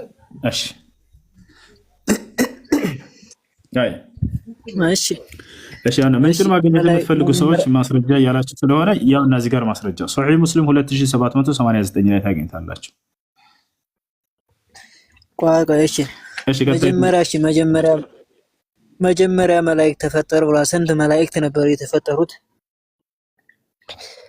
እሺ መላእክቶች ቁጥር ስፍር የላቸውም አላህ Subhanahu Wa Ta'ala መላእክቶችን ፈጥሯቸዋል ማስረጃ ሳይያለው ከመላእክቶች ለናሙናነት ያክል ስማቸው የተነገሩናል እነሱንም እናግራለሁ እሺ ነብያችን ሰለላሁ ዐለይሂ ወሰለም ቃል በቃል ሐዲስ ላይ ምን አሉ خلق الله الملائكة من نور መላእክቶች ከምን እንደተፈጠሩ ጅኖች ከምን እንደተፈጠሩ ሰው ከምን እንደተፈጠሩ ሁሉ ይናገራል ገብታችኋል አይደል ነገር ግን በጣም ያሳዝነው መጽሐፍ ቅዱስ ጅኖች ከምን እንደተፈጠሩ ያውቃል አልተናገረም ነገር ግን ኢስላም ይናገራል ነብያችን ሰለላሁ ዐለይሂ ወሰለም አላህ መላእክትን ከብርሃን ፈጠራቸው ጅኖችን ደግሞ ከእሳት ፈጠራቸው ሰውን ደግሞ ከአፈር ፈጠረው ብለው ተናገሩ ገብታችኋል አይደል ስለዚህ ያ ነው አሁን እሱ የፈለገው ምንድነው ግን ቁጥራቸው ነው ወይንም ማን ነው መጀመሪያ የተፈጠረው ነው ቁጥራቸው ይሄን ያክል ነው የመላእክቶች ተብሎ አልተነገረም ነገር ግን በሰባቱም ሰማያት የመላእክት መኖሪያ እንደሆነ ተነግሮናል ومن عنده لا يستكبرون عن عبادته ይላል ከእኔ ዘንድ በሰማይ የሚኖሩ መላእክቶች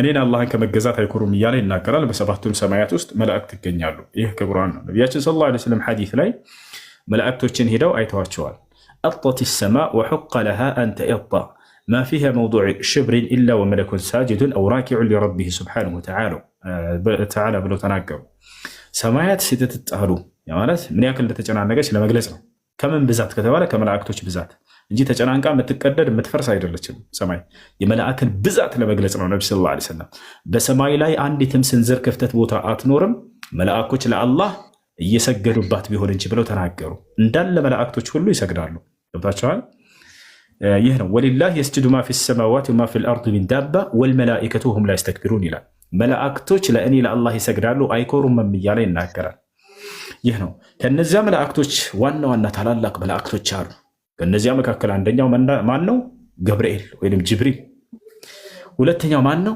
ሚካኤል እነዚህ ታላላቅ መላእክቶች ናቸው ሌላኛው ማን ነው ሱራፊል ወይንም ኢስራፊል ሌላኛው ማን ነው የሞት መልአክ መለኩል መውት የሚባለው እነዚህ ታላላቅ መላእክቶች ናቸው ሌላም ሪድዋን ማሊክ ነኪር ሙንከር ሌሎችም ነፍ መላእክቶች እንዳሉ አላህ Subhanahu Wa Ta'ala ነብያችን ሰለላሁ ዐለይሂ ወሰለም ነግረውናል ማለት ነው ጅብሪል ወይንም ገብርኤል ስራው ምንድነው ከተባለ የሁሉም መላእክቶች አንድ ስራ ምንድነው አምላክ አላህ Subhanahu Wa Ta'ala መገዛት የሚለውን ያዙ እርሱን በፍጹም አመጻ ያደርጉ መላእክቶች በእኛ እምነታችን ምንድነው አንደኛ የተፈጠሩት ከብርሃን ነው የሚል እምነት አለን አላህ በቁርአን ነብያችን ሰለላሁ ዐለይሂ ወሰለም ሐዲስ ላይ ስለተናገሩ ልብ በሉ ስለ መላእክቶች ሲነገር ጊዜ ልታውቁ የሚገባ ነገር አንደኛ ከብርሃን ነው የተፈጠሩት ማስረጃ قال النبي صلى الله عليه وسلم خلق الله الملائكة من نور ነብዩ ሰለላሁ ዐለይሂ ወሰለም ሐዲስ ላይ ምናሉ አላህ መላእክትን ከብርሃን ፈጠራቸው ብለው ተናገሩ ሁለተኛ ስለ መላእክት ሲነገር ልታውቁ የሚገባው መላእክቶች የክንፍ ባለቤቶች ናቸው ዝቅተኛ 2 ክንፍ ያለው መልአክ አለ፣ ከፍተኛ 600 ክንፍ ድረስ ያለው መልአክ አለ። ማስረጃ ቃለ ስብሓነሁ ወተዓላ ፊ ቢዳየት ሱረት ፋጢር አልሐምዱሊላሂ ፋጢሪ ሰማዋት ወልአርድ ጃዒሊ ልመላኢከቲ ሩሱለን ኡሊ አጅኒሐትን መትና ወሱላሰ ወሩባዕ የዚዱ ፊል ኸልቅ ማ የሻ። አምላክ አላህ ስብሐነሁ ወተዓላ መላእክቶችን መልእክተኛ አድርጌ ፈጠርኳቸው። ያ ማለት ይልካቸዋል፣ ለፈለገው ጉዳይ ወደ ነቢያት ይልካቸዋል፣ ትእዛዝን ያዛቸዋል። ገብታቸዋል፣ ታዛዥ ናቸው ለእርሱ። ስለዚህ ምን አለ? ለእነርሱም ክንፍ ባለቤት አድርጌ ፈጠርኳቸው አለ። ከእነርሱ 2 ክንፍ ያለው አለ አለ፣ 3 ክንፍ ያለው አለ አለ፣ 4 ክንፍ ያለው አለ አለ፣ ለፈለግኩት ከፍጥረታቶችም የምጨምርለትም አለ ብሎ ተናገረ። ስለዚህ ዝቅተኛ 2 ክንፍ አለው መልአክ፣ ከፍተኛ ደግሞ 600 ክንፍ አለው። 600 ክንፍ ያለው መልአክ ማን ነው ከተባለ መልአኩ ጅብሪል ወይንም ገብርኤል ነው። ማስረጃ ቃለ ነቢዩ ሰለላሁ ዐለይሂ ወሰለም ረአይቱ ጅብሪል ወለሁ 600 ጀናህ። ነቢ ሰለላሁ ዐለይሂ ወሰለም ምን አሉ? ገብርኤልን አይቼዋለሁኝ ለእርሱም 600 ክንፎች አሉት አሉ። ገብርኤል በጣም ግዙፍ መልአክ ነው። ይህ በሰማይ እንዲቆም ብሎ ብታዩት ማንነቱን ገልጦ የመልአክ ማንነቱን የሰማይን ቀዳዳ አትመለከቱም፣ ይደፍነዋል። ነቢያችን ሰለላሁ ዐለይሂ ወሰለም ሲገልጹት ምን አሉ መሰላችሁ? ፈበይነማ አነ አምሺ አሉ ኢዝ ሰሚዕቱ ሰውተን ሚነ ሰማእ የቁል ያ ሙሐመድ ኢነከ ለረሱሉላሂ ሐቀን ፈረፈዕቱ ዐይናይ فرأيت الملك الذي رأيته في غار حراء هو جالس على كرسي بين السماء والأرض وقد سد الأفق وقد سد الأفق እኔ ከሂራ ዋሻ እየወጣሁም ሳለሁኝ ያሉ ነቢ ሰለላሁ ዐለይሂ ወሰለም ያ ገልጠተ መለኮት የመጣላቸው ዋሻ ውስጥ ማለት ነው። መልአኩ ገብርኤል መጥቶ ያናገርባቸው። ከዚያ እየወጣሁኝ እያለሁኝም አሉ ከሰማይ የሆነን ድምፅ ሰማሁኝ አሉ። ምን የሚል ድምፅ? ሙሐመድ ሆይ እነሆ አንተ የአላህ መልእክተኛ ተደርገህ ተመርጠሃል የሚልን የብስራት ቃል ሰማሁኝ አሉ። እኔም አይኖቼን ወደ ሰማይ ከፍ አድርጌ ስመለከት ያ ዋሻው ውስጥ የተገለጠልኝን መልአክ ራሱኑ አየሁት። እርሱም በሰማይና በምድር መካከል በሚገኝ ዙፋን ላይ ተቀምጦ ነበር አሉ። ወቀድ ሰደል ኡፉቅ አሉ ሲገልጹት፣ እርሱም የሰማይን አጽናፍ ሞልቶታል አሉ። ቀጥ ብለው ሲያዩ እንዳለ ሞልቶታል በቃ ሰማዩ። ገብርኤል ይሄ ነው፣ በጣም ግዙፍ መልአክ ነው። አላህ ስብሐነሁ ወተዓላ በቁርአን ላይ ሲገልጸው ጊዜ የኃይል ባለቤት ነው ገብርኤል እያለ ይገልጸዋል። ዐለመሁ ሸዲዱል ቁዋ፣ የብርቱ ኃይል ባለቤት የሆነው ጅብሪል ለነቢዩ ሙሐመድ ቁርአንን ያስተማረው እርሱ ነው ሰለላሁ ዐለይሂ ወሰለም እያለ ይናገራል። በሌላ ቦታ ላይ ምን ይላል? ሱረት ተክዊር ላይ ዚ ቁወትን ዐንደ ዚል ዐርሽ መኪን፣ ስለ ጅብሪል ሲናገር አላህ ምን አለ? የኃይል ባለቤት እያለ ይገልጸዋል። እንዲሁም ከዐርሹ ባለቤት ከአላህ ዘንድ ትልቅ ቦታና ደረጃ ባለቤት የሆነ እያለ ይገልጸዋል። እና ይህ ነው። ሌላው ጅብሪል ምንድነው ትእዛዝ ማነው የእርሱ ስራ ከተባለ ከአላህ ዘንድ የሚታዘዘው መለኮታዊ ራእይን ለነቢያቶች የማድረስ ኃላፊነትና ለመልአኩ ገብርኤል ነው የተሰጠው። ከአምላክ ፊት ቆሞ ማለት የአምላክን ቃል እየሰማ ለነቢያቶች እንዳደርስ የታዘዘው እርሱ እንደሆነ ነቢ ሰለላሁ ዐለይሂ ወሰለም አስተምረውናል። ይፈቻለ ነው። ይህ ነው አላህ ስብሐነሁ ወተዓላ ቃልን ይነግረዋል። ኢነላሃ ኢዛ አሐበ ዐብደን ናዳ ጅብሪል አሉ ነቢ ሰለላሁ ዐለይሂ ወሰለም። አላህ አንድን ሰው ሲወድ ጊዜ ጅብሪልን ቀድሞ ይጠራውና ያናግረዋል። ወየቁሉ ለሁ እኒ አሕበብቱ ፉላነ። አንዴ ተረጋጋ እባክህ ልጨርሳለህ ከይቅርታ ጋር እሺ። መጀመሪያ አምላክ አላህ ስብሐነሁ ወተዓላ ቃልን ሲገልጥ ጊዜ ከመላእክቶች ለገብርኤል ይነግረዋል። ገብርኤል ደግሞ ሂዶ ያደርሳል። ይህን ነው ነቢ ሰለላሁ ዐለይሂ ወሰለም ያስተማሩት። ቁርአንን ማን የገለጠላቸው ከተባለ ለእርሳቸው ከአምላክ እየወሰደ መልአኩ ገብርኤል ነው። ማስረጃ የቁሉ ስብሐነሁ ወተዓላ ወኢነሁ ለተንዚሉ ረቢል ዓለሚን ነዘለ ቢሂ ሩሑል አሚን ይላል። ይህ ቁርአን ከዓለማቱ ጌታ የተወረደ ነው። ማን አወረደው? ታማኙ መንፈስ መልአኩ ገብርኤል አወረደው እያለ ይናገራል። ቁል መን ካነ ዐዱወን ሊጅብሪል ፈኢነሁ ነዘለሁ ዐላ ቀልቢክ ይላል። ይህን ቁርአን በአንተ ልብ ላይ ጅብሪል ወይም ገብርኤል ነው ከኔ ዘንድ ያወረደልህ እያለ ይናገራል። ስለዚህ የገብርኤል ስራ ምንድን ነው? ይህ ነው። አንደኛው ስራው መለኮታዊ ራእይን ከአምላክ ለነቢያት ማድረስ፣ እንዲሁም ደግሞ የነቢይነትን ብስራት እየወሰደ ለነቢያቶች ማድረስ ከአምላክ እየወሰደ ይሄ ነው። ገብተዋል። ነቢዩ ሙሐመድ ሰለላሁ ዐለይሂ ወሰለም አብሳሪው መልአክ ገብርኤል አብስሯቸዋል። ምን ይባላል መጠሪያው በኢስላም? አብሳሪው መልአክ ነው። እርሱ አብሳሪ ነው። ያ ማለት ከአምላክ ብስራትን ይዞ የሚመጣው እርሱ ነው። ማርያምን ያበሰራት እርሱ ነው። መሲህ የሚባል ልጅ እንደምትወልድ ልክ እንዲሁ ደግሞ ነቢዩ ሙሐመድ ሰለላሁ ዐለይሂ ወሰለምንም ነቢይ እንደሆኑ ያበሰራቸው እርሱ ራሱ ነው። አብሳሪው መልአክ መልአኩ ገብርኤል ተገልጦ ራሱ አንተ የአላህ መልእክተኛ ነህ ብሎ ቃል በቃል አብስሯቸዋል ማለት ነው። ይህን ይመስላል። ሌላው የገብርኤል ስራ ምን መሰለህ? ፍጥረታት ባለፉት ዘመናት በሚያምፁ ጊዜ እንዲቀስፍ ይላክ ነበር። እርሱ ገብርኤል በጣም ኃይል ተሰጥቷል። የሎጥን ህዝቦች እንዲቀስፍ ተላከው አንደኛው እርሱ ነው። ዳዊት ቀጣዩ ጥያቄ ምንድን ነው? እሺ ማርያምን ያበስራታ ምናምን አልከኝ። እሺ ማርያምን ያበስራት ምናምን አረውሱ አንድ ሰው ለቆየት ምን ተፈጠረ? ያለ እናት ነው የተወለደው ወይስ አይደለም? ያለ አባት ነው የተወለደው ወይስ አይደለም? መሲሁ ዒሳ ዓለይሂ ሰላም ወይንም ኢየሱስ ያለ አባት ከእናት ብቻ ነው የተወለደው። እሺ ይሄ ያለ አባት ከመጣ እሺ ምን ብሎ ነው ያስተማረው ኢየሱስ ክርስቶስ? እሺ ኢየሱስ ክርስቶስ ምን ብሎ አስተማረ ከተባለ ወኢነላህ ረቢ ወረብኩም ፈዕቡዱሁ ሃዛ ሲራጡን ሙስተቂም አለ። የእኔም ጌታ የእናንተም ጌታ እርሱ አላህ ብቻ ነው፣ እርሱንም በብቸኝነት ተገዙት፣ ይህ ነው ቀጥተኛው መንገድ አላቸው ይላል። ይህ ነው የእርሱ አስተምሮ። በሌላ ቦታ ላይ ማ ቁልቱ ለሁም ኢላ ማ አመርተኒ ቢሂ አን ያዕቡዱላህ ረቢ ወረብኩም አለ። የእኔንም የእናንተንም ጌታ ተገዙ ብቻ ብዬን ያስተማርኳቸው እያለ ይናገራል። መሲሁ ስለ አምላኩ ክብር ሊገልጥ መጣ። መሲሁ አምላኩን አምልኩ ሊል መጣ እንጂ በፍጹም እኔን አምልኩ ሊል አልመጣም። እንዳለ የመሲሁን ትምህርቶች በቁርአን ላይ ሄዳችሁ ብታዩቸው ስለ አምላኩ ብቻ ነው የሚሰብከው። በሌላ ቦታ ላይ ምን ይላል? ወቃለ ልመሲሑ ያ በኒ እስራኤል ያዕቡዱላህ ረቢ ወረበኩም፣ ክርስቶስም እንዲህ አለ ይላል ሱረቱል ማኢዳ ላይ ቁጥር 72 ላይ ምዕራፍ 5 ቁጥር 72 ክርስቶስም አለ እናንተ የእስራኤል ልጆች ሆይ የእኔንም የእናንተንም ጌታ የሆነውን አላህን ተገዙ አላቸው ይላል። ይሄን ያስተማረው። እሺ እንደዛ ከሆነ ለምን እኛ እንዴት እሱ ያስተማረን እኛ ወደ ሌላ እንዴት ልንገለብጠው እንችላለን? በጣም ጥሩ። ስለዚህ ክርስቲያኖች ገለበጡና ምን አደረጉ? አይ አንተ ራስህ አምላክ ነህ አላቸው። በጣም ጥሩ። ወላሂ ላዝም ገለበጡት። ምን አደረጉ? እርሱ አምላኬን አምልኩ እያለ አይ አንተ ራስህ አምላክ ነህ እናመልክሃለን። አምልኩኝ ብሏቸዋል ወይ? ላ በፍጹም አላለም። እስካሁን ድረስ መጽሐፍ ቅዱስ ላይ ራሱ እንደው አምልኩኝ ያለበት ቦታ የለም። ግን የእርሱን ትምህርት ትተው የግድ እርሱን እንደገና መለኩት። እሺ በመስቀሉ በምኑ በጸበሉ በምኑ የሚድነው ሰው ምንድን ነው? እሺ ይሄ አካላዊ መዳንን ምናምን እየጠየቅ ነው። በጣም ጥሩ ጥያቄ። ሰዎች ሄደው ለምሳሌ በመስቀል ሊፈወሱ ዳን ሊሉ ይችላሉ። በነገራችን ላይ የማንኛውም እምነት ባለቤት ይሄ ነገር አለው። ሂንዱይዝሞች ጋር ብትሄድ አይጥ የሚያመልኩ ማለት ነው፣ ወይም ከብት የሚያመልኩ ወይም ዝሆን የሚያመልኩ አሉ። ነፍ እንስሳቶችን የሚያመልኩ ሂንዱይዝሞች። የሚገርማችሁ በቪዲዮ ብታዩ ከብትን መለኮታዊ ኃይል ተገልጦባታል ብለው የሚያምኑ አሉ ሂንዱይዝሞች አይደለ? አይደለም ስለ ከብት ስለምን ሰላም ሳይሆን ስለመፈወስ አንዴ ላውራ እና ከዚያ ስለ እርሱ እመጣለሁ። ስለዚህ የእምነት ባለቤት ሁሉ ጋር ብትሄዱ ይሄ ነገር ይታመናል። ከዚች ከከብቷ የሚወጣውን ሽንት እንትን እያሉ እየጠበቁ ወላሂ ላዚም በዚያ ሲታጠቡ ሁሉ ታያላችሁ። ግራቸው መመልከት ትችላላችሁ። እና ማንኛውም እምነት ባለቤት ዘንድ ይሄ ነገር ያለ ነው። ነገር ግን ማን ነው የሚፈውሳቸው የሚለውን ስንመጣ ጊዜ ወላሂ አምላካችን አላህ ሱብሓነሁ ወተዓላ ነው የሚፈውሳቸው የሁሉንም ፍጥረት።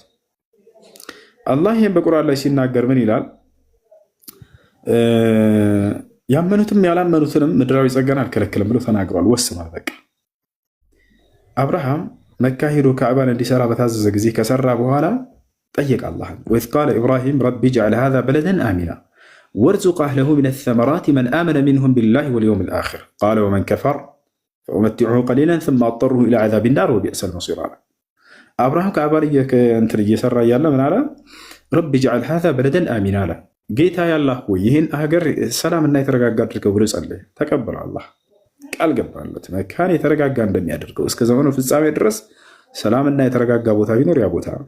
ገብታችኋል? እስከ ዘመኑ ፍጻሜ ድረስ ሰላም አድርገው እንዳይነካ ቦታ ብሎ አብርሃም ጸለየ። ተመልከቱ፣ ካዕባ ከዚያን ጊዜ ጀምሮ እስካሁን ድረስ ሰላም ነው፣ አልፈረሰም። እስከ ዘመኑ ፍጻሜ ድረስም ሰላም ሆኖ ይቆያል አሉ ነብዩ ሰለላሁ ዐለይሂ ወሰለም። አይፈርስም ካዕባ። የዘመኑ ፍጻሜ ሲደርስ የዛኔ ዓለም ስትፈጸም ጊዜ ሁሉም ነገር ፍጻሜ ያለውና የዛኔ ካዕባም ይፈርሳል። ገብታችኋል? የዛኔ ነው የህዲሙል ካዕባ ረጁሉ ሚነል ሐበሻ ብለው እንደተናገሩት ሐዲስ ላይ ማለት ነው። እስከዚያ ዘመን ድረስ ግን ይቆያል። ስለዚህ ምን ብሎ ለመነ አብርሃም? ረቢ ጅዐል ሃዛ በለደን አሚና አለ። ካዕባን እየሰራ ጌታ ያላህ ሆይ ይህን ሀገር ሰላምና የተረጋጋ አድርገው አለ። ቀጥሎ ምን አለ መሰለህ? ወርዙቅ አህለሁ ሚነ ሰመራቲ መን አመነ ሚንሁም ቢላሂ ወልየውሚል አኺር አለ። እዚህን ሀገር ነዋሪዎች ከእነርሱ በአላህ ያመነን እንዲሁም በትንሣኤ ቀን በመጨረሻው ቀን ያመነን ብቻ ከካሃዲዎች ውጭ የሆኑትን አማኞችን ብቻ ለግሳቸው ጸጋህን ብሎ ለመና። አላህ እዚህ ቦታ ላይ ያስቆመው አብርሃምን ቃለ ወመን ከፈር አብርሃም ሆይ በዚህ በምድራዊ ህይወትማ ያመኑትን ብቻ ሳይሆን የካዱትንም እለግሳቸዋለሁ ምድራዊ ጸጋን ችግር የለውም ማለት ያሰለ ማንም ያበላችሁ ብትክዱትም እርሱ አምላካችሁ አላህ ሱብሓነሁ ወተዓላ የካዱኝንም አበላቸዋለሁ ችግር የለውም አብርሃም እርሱ ስለዚህ ስለ ምድራዊ ጸጋ ነው ላመኑት ብቻ ብለህ አትጠይቀኛለሁ ላመኑት ብቻ ቢል ኖሮ አምላክ አላህ ሱብሓነሁ ወተዓላ አንዲትም ከሃዲ ምድር ላይ አይኖራትም ነበር ያለ እርሱ ጸጋ ማንም ይኖር የለም ለዚህ ነው አብርሃም ምን አለ በሚታመም ጊዜ ማን እንደሚፈውሰው ሲናገር ምን አለ ሱረቱ ሹዓራ ላይ ወኢዛ መሪጡ ፈሁወ የሽፊን አለ በምታመም ጊዜ እርሱ አምላክ አላህ ነው የሚፈውሰኝ አለ ማን ነው ሰዎችን የሚፈውሳቸው አምላክ አላህ ሱብሓነሁ ወተዓላ አማኝ ሆነም ከሃዲ በምንም መንገድ ይሁን ሐኪም ቤት ይሄድ የፈለገ ጸበል ቦታ ይሄድ ማንም ቦታ ይሄድ ያ የፈጠራቸው አምላካቸው እንጂ ሊፈውሳቸው የሚችለው ሌላ ማንም አይደለም እርሱ ህይወትን እንደሰጣቸው እየካዱት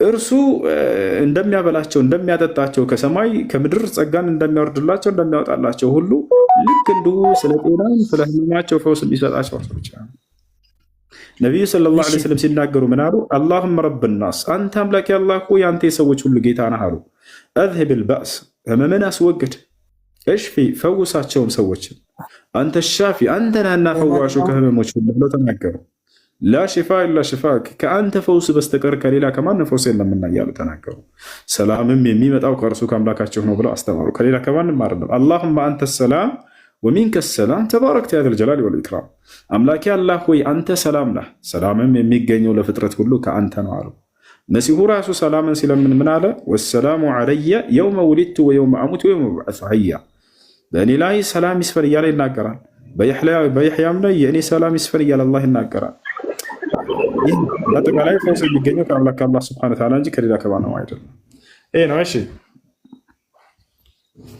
ቀጣይ ጥያቄ ምንድን ነው ስልኬ ባትሪ ዘጋ ስለሆነ ጥያቄ ገና አልጨረስኩም ጥያቄ ችግር የለውም ግን ስልኬ ትንሽ ባትሪ ዘጋ መብራት ከመጣ ችግር የለውም አለው አብሽር እሺ በቃ ስለዚህ ከላይ ያሉ ክርስቲያኖችን እንድድል እንስጣቸው ባትሪ እንትን ሲልልህ መተመቀጠል ይችላል እሺ አንዴ እቺ የመጨረሻ ጥያቄ ሞቱ ወራኔ ልጠይቅ እንዴ እሺ ጠይቅሽ አንድ ጥያቄ ነበረኝ እሺ ጥያቄ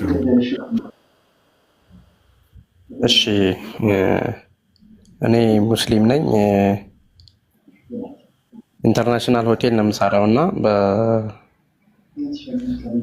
እስከ 1-5 ዓመት ሆኖኛል ስራ ከጀመርኩኝ እና ኢንተርናሽናል ሆቴል ነው የምሰራው ስጋ መብላት ይቻላል ወይ እስከዛሬ አልበላሁም ያው ጥያቄ በደንብ የሚመልስልኝ ሰው እየፈለግኩ ነበረ አንዴ ይቻላል ይላል አንዱ አይቻልም ይላል ስለዚህ አንተ መጠየቅ ስላስፈለገ ስጋ የኢንተርናሽናል ሆቴል ላይ መብላት ይቻላል ወይንስ አይቻልም?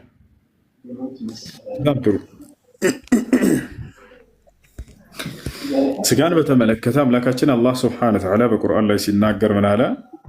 ፈኩሉ ሚማ ذكر اسم الله عليه إن كنتم بآياته مؤمنين አለ ወላ ተእኩሉ ሚማ ለም يذكر اسم الله عليه وإنه لفسق አለ ባጭሩ ስለ ስጋ ሲናገር በእርሱ ላይ የአላህ ስም ተወስቶበት የታረደ ከሆነ ብሎ አለ እንዲሁም ደግሞ በእርሱ ላይ የአላህ ስም ያልተወሳበት ከሆነ እንዳትበሉ ብሎ ተናገረ ይህን ይመስላል ስለዚህ ቢስሚላህ ወይም በአላህ ስም ተብሎ የታረደ ከሆነ እንበላለን ከአላህ ስም ውጭ በሌላ ስም ቢታረድ ግን አይቻልም አይበላም እሺ አመሰግናለሁ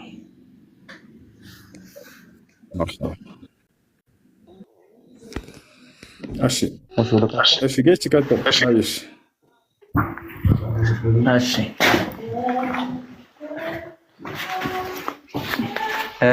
የኔ ጥያቄ አሁን አንተ መንፈሳዊ ትምህርት ወይ ደግሞ ሃይማኖታዊ ትምህርት እያስተማርክ ነውና ፐርፐዙ ምንድነው ነው ዓላማው ምንድነው ለምሳሌ እስልምና ውስጥ ሰዎች ቢመጡ እኔ ወደ አንተ ወደ እስልምና በመጣ የዘላለም ህይወት ዋስትና አለኝ ወይ ደግሞ የገነት መግባት ዋስትና አለኝ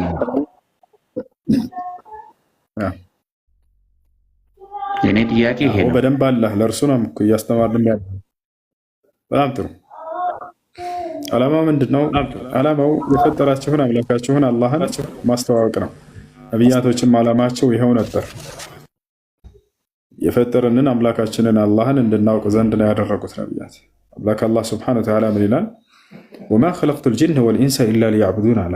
ሰዎችንም ሆነ ጅኖችን አልፈጠርኳቸውም እኔም በብቸኝነት እንዲገዙኝ ዓላማ እንጂ አለ። ይሄ ነው ዓላማው። በቃ እኛም ይህንን አምላክ የፈጠረብንን ዓላማ ለሰዎች ማሳወቅ ነው።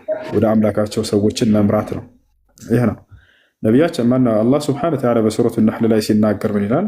ወለቀድ በዐስና ፊ ኩሊ ኡመቲን ረሱለን አን ያዕቡዱ ላህ ወጅተኒቡ ጣጉት ይላል። ፈሚንሁም መን ሀደ ላህ ወሚንሁም መን ሐቀት ዐለይሂ ضላላ ፈሲሁ ፊል አርድ ፈንዙሩ ከይፈ ካነ ዓቂበቱል ሙከዚቢን እያለ ይናገራል።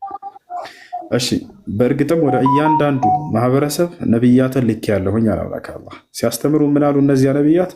አንዱን አምላክ አላህን በብቸኝነት ተገዙ፣ ከእርሱ ውጭ ያሉ ጣዖቶችን ደግሞ ራቁ እያለ ያስተምራሉ አለ። ስለዚህ ዓላማችን ምንድን ነው? እዚህ ቦታ ላይ ያን የፈጠረንን አንድና ብቸኛ የሆነው አምላካችንን ሁላችንም በአንድነት እንድንገዛ አምላክ አላህ ሱብሓነሁ ወተዓላ እነርሱን በብቸኝነት አምልከን በቀጣዩ ዓለምስ ምን እናገኛለን የሚለውንም ጠይቀሃል። አዎ አምላክ አላህ ቃል ገብቷል።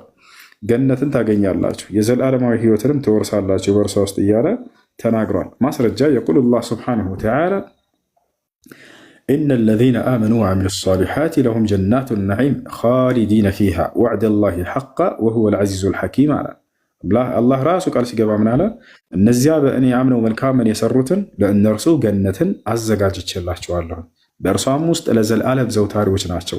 ይህም የእኔ የአላህ ቃል እውነት ነው፣ እኔ አሸናፊና ጥበበኛ አምላካቸው ነኝ እያለ ይነግረናል። ራሱ በርካታ በተለይ ቃል ገብቷል። አለዚነ አመኑ ቢአያቲና ወካኑ ሙስሊሚን እድኹሉል ጀና አለ። እነዚያ በአናቅጾች ያመኑና ሙስሊም የሆኑትን ገነትን ግቡላቸዋለሁ እያለ ይናገራል። ገብታቸዋል። ነቢያችን ሰለላሁ ዐለይሂ ወሰለም ሰሓቦቻቸውን ከእነርሱ መካከል ታላቁን ሰሓባ ዑመር ብን አልኸጣብን ጠሩት። ቃለ ለሁ ያ ዑመር ብን አልኸጣብ ኢዝሀብ ወናዲ ፊናስ አነ ልጀነተ ላ የድኹሉሃ ኢላ ነፍሱ ሙስሊማ። አንተ ዑመር ሆይ ሂድና በሰዎች መካከል ተጣራ፣ ምን በልም እነሆ አላህ ማን ነው?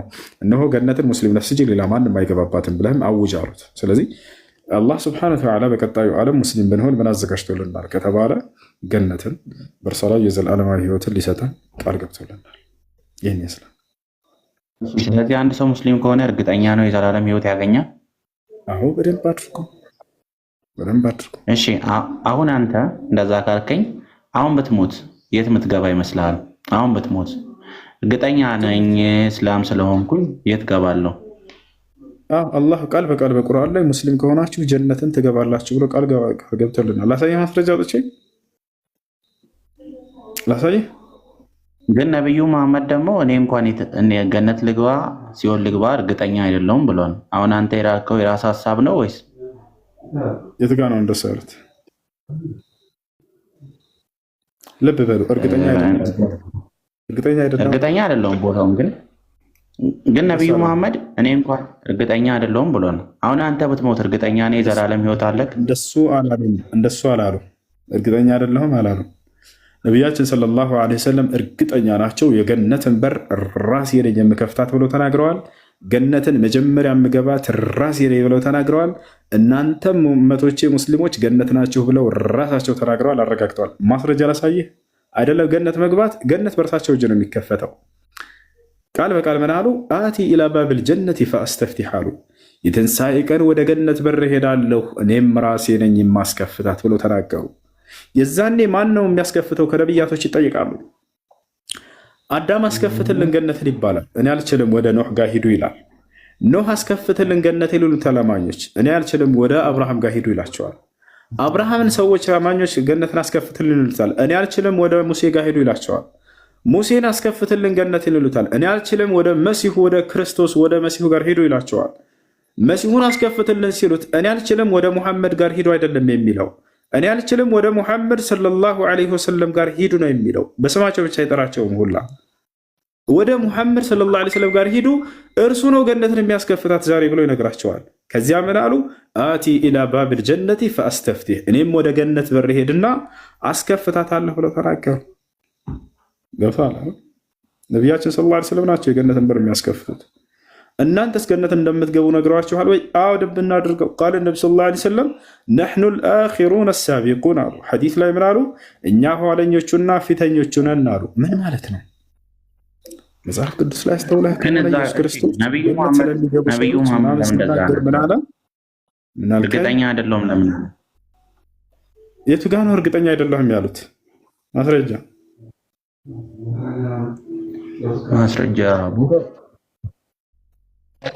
አሁኑን ሙሉ ማስረጃ ግን ማስረጃ እናመጣለን። አንተ እስካሁን ያስተማርከኝ ማለት ነው መጽሐፍ ሁሉንም የተማርኩትን ትምህርት ያስተማርከኝ። ግን አንድ ነገር ብቻ ነው አንተ አሁን ትንሽ ያላስተማርከኝ ነገር ቢኖር ኢየሱስ ክርስቶስ እሱ ምንድነው ጌታ አይደለም የሚለው ብቻ ነው እንጂ ሌላው ሁሉ ከስነ ፍጥረት ጀምረህ መጽሐፍ ቅዱስ ነው ያነበብከው። ከስነ ፍጥረት ጀምረህ ማለት ነው። ግን ማስረጃውን ሁሉም አላሳየኝም። ግን ነገ ገባለሁ፣ ችግር የለውም። በዚህ ሰዓት ነገ ገባለሁ፣ ችግር የለውም። ታዲያ ምን ተረዳህ? ከዚህ መመሳሰሉ ምን ተረዳህ? ነብዩ መሐመድ ሰለላሁ ዐለይሂ ወሰለም በነብያት መንገድ ላይ እንደመጡ አትረዱም? አያችሁ አይደል? ራሳቸው መሰከሩ። ከዚህ በፊት ምን ይሉ ነበረ? ነብዩ መሐመድ ከነብያት መንገድ ሌላን መንገድ ነው ይዘው ይመጣል። ዛሬ ግን መሰከሩ ባንደበታቸው። ባይከተሏቸውም አሁን ያስተማርከን ሁሉ እንዳለ መጽሐፋችን ላይ አለ። ስለዚህ ነብያችን ሰለላሁ ዐለይሂ ወሰለም ከነብያቶች የተለየ መንገድ ይዘው እንዳልመጡ መስክራቸዋል ማለት ነው። ታዲያ ለምንድን ነው የምትጠሏቸው? ለምን አትከተሏቸው? ከነብያት የተለዩበት ነገር ምንድን ነው? አንተ ካስተማርከን አንተ ያስተማርከን ሁሉ አለ። አንድ ወደ እሱ እንሄዳለን። እኔ ቅድም ስናገር ምን አልኩ? አንተ መጽሐፍ ቅዱስ ላይ ያለን ነገር ሁሉ ነው ያስተማርከው። አንዴ ተረጋጋ። በመጽሐፍ ቅዱስ ላይ ኢየሱስ ክርስቶስ አምልከኝ ብለዋል ወይንስ አላለም?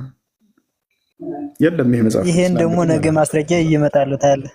ማስረጃ እየመጣሉ። ግን አሁን ያልከው መስፈርት አይደለም ሁሱ። በነገራችን ላይ አንተ የራስህን ስሜት ሳይሆን አላህ እኔ እግዚአብሔር ነኝ እኔ ጋር ነኝና አምልኩኝ ያለበትን ቦታ አሳየኝ። አንተ ራስህ ቃል በቃል ማለት ነው። እኔ አላህ ነኝ አምልኩኝ ያለበትን ቦታ። እሺ አላህ ራሱ ሰው ይችላል አይችልም? አንዴ ተረጋጉ። በተራ ጠይቅ። ምንድን ያልከው? አላህ እኔን ተገዙኝ ያለበትን ቦታ ማየት ፈልገህ ነው? ቃል በቃል እኔ አላህ እኔን ተገዙኝ ያለበትን ነው? ቃል በቃል አንዴ መጀመሪያ ችግር የለም። ቃል በቃል እኔ አላህ ነኝ እኔን ተገዙኝ ያለበትን ላሳየህ፣ ችግር የለውም። እሺ ና ተገዙኝ ሳይሆን አምልኩኝ ያለበትን ቃል በቃል ተገዙኝ እና ላሳየህ። ምን አለ መሰለህ? ቃል በቃል ንገረህ። ቃል በቃል ማለት ነው እኮ። ተረጋጉ። ልናሳያቸው ነው። አንዴ ለከአላህ ስብሐነ ወተዓላ እኔ ብቻ ተገዙኝ ያለበትን ቦታ ልናሳያቸው ነው። እሺ አብክራ እንዳሳያቸው ሱራ ጣሃ ቁጥር 14 ላይ ሌላ ነው ታያቸው።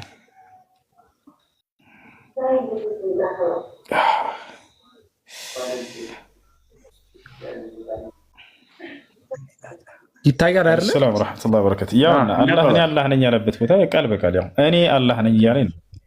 ያው ይታያል። አውቀር እሺ ያ እኔ አላህ ነኝ ካለ በኋላ ያለ እኔ አምላክ የለምና ለማን ነበር ይሄን የተናገረው? እስኪ ተረጋጋ። ቀስ በል እባክህ። የለነብዩ መሐመድ ሰለላሁ ዐለይሂ ወሰለም ነው ያወረደው ቁርአንን። ይሄን አታውቀው? እናሳየህ እሱን ማስረጃ አውጣለት። አንድ ሱራ ሹዓራ ቁጥር 192 ነው። አውጣለት አቡከር። ሱረቱ ሹዓራ 192 ለማን የተናገረው እያለ ነው። ቃል በቃል ለእርሳቸው እንደሆነ ቁርአን ያወረደው ይነግረናል። ችግር የለውም። እሱም እናምናለን። ቃል በቃል አላህ እኔ ጋር ነኝና አምልኩኝ ያለበትን ቦታ ልክ እንደ ኢየሱስ እንደዛ ልክ ሲወጣ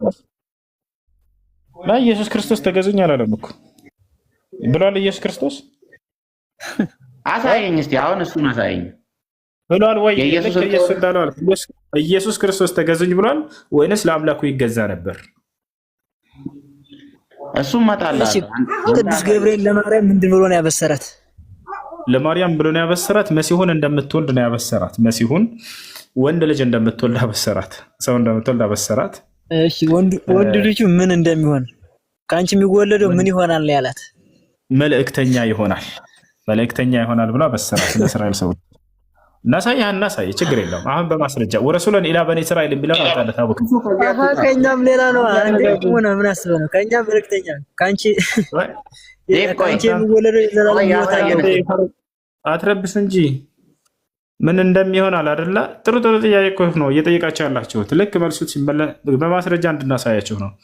ምን እንደሚሆን ነው የነገራት ገብርኤል ከተባለ ቀጥታ ቃል በቃል ገብርኤል ወደ እስራኤላውያን ልጆች መልእክተኛ ተደርጎ ይላካል ብሎ አብስሯታል። እሱ ልናሳይቸው ነው። ሱራ አሊ ዕምራን ላይ ወረሱለን ኢላ በኒ እስራኤል አኒ ቀድ ጅእትኩም ቢአየት ምን ረቢኩም የሚለውን ያወጣለን። ወደ እስራኤል ልጆችን መልእክተኛ ያደርገዋል። ያው ይታያል፣ ያው በማስረጃ ወደ እስራኤል ልጆችን መልእክተኛ ያደርገዋል። ለዚህ ነው ማን የጻፈው ይሄን? ማን የጻፈው? አምላካችን አላህ ሱብሓነሁ ወተዓላ ለነቢዩ ሙሐመድ ሰለላሁ ዐለይሂ ወሰለም በመልአኩ ገብርኤል በኩል አውርዶላቸው ነው።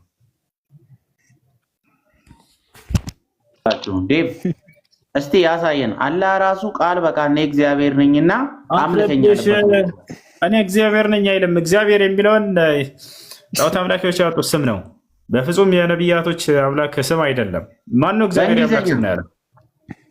እግዚአብሔር የአምላክ ስም ነው ያለህ ማን ነው? አላህ እግዚአብሔር ነኝ ያለበት ይላል እንዴ? እሺ ተው፣ እሺ አምልኩኝ እስቲ።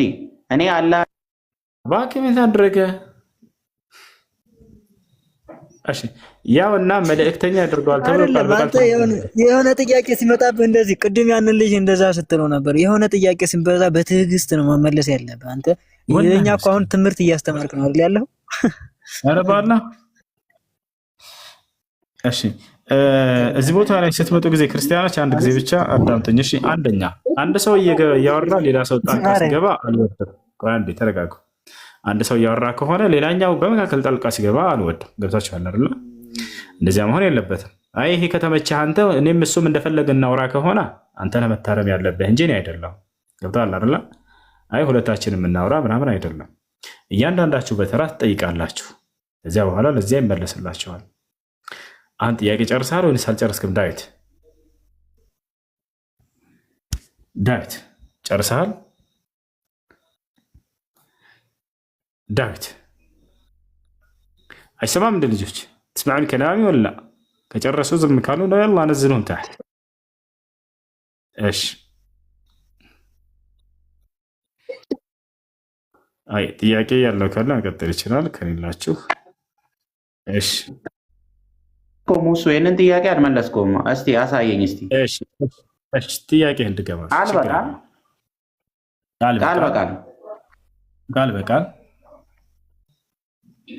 ቃል በቃል ምን ወርድ ባይ ሌላ ቦታ አትግባና ቃል በቃል ወርድ ባይ ወርድ አሳየኝ እስቲ። ምን ላሳይ? የኛ አይደለም እንዴ? ወረድክ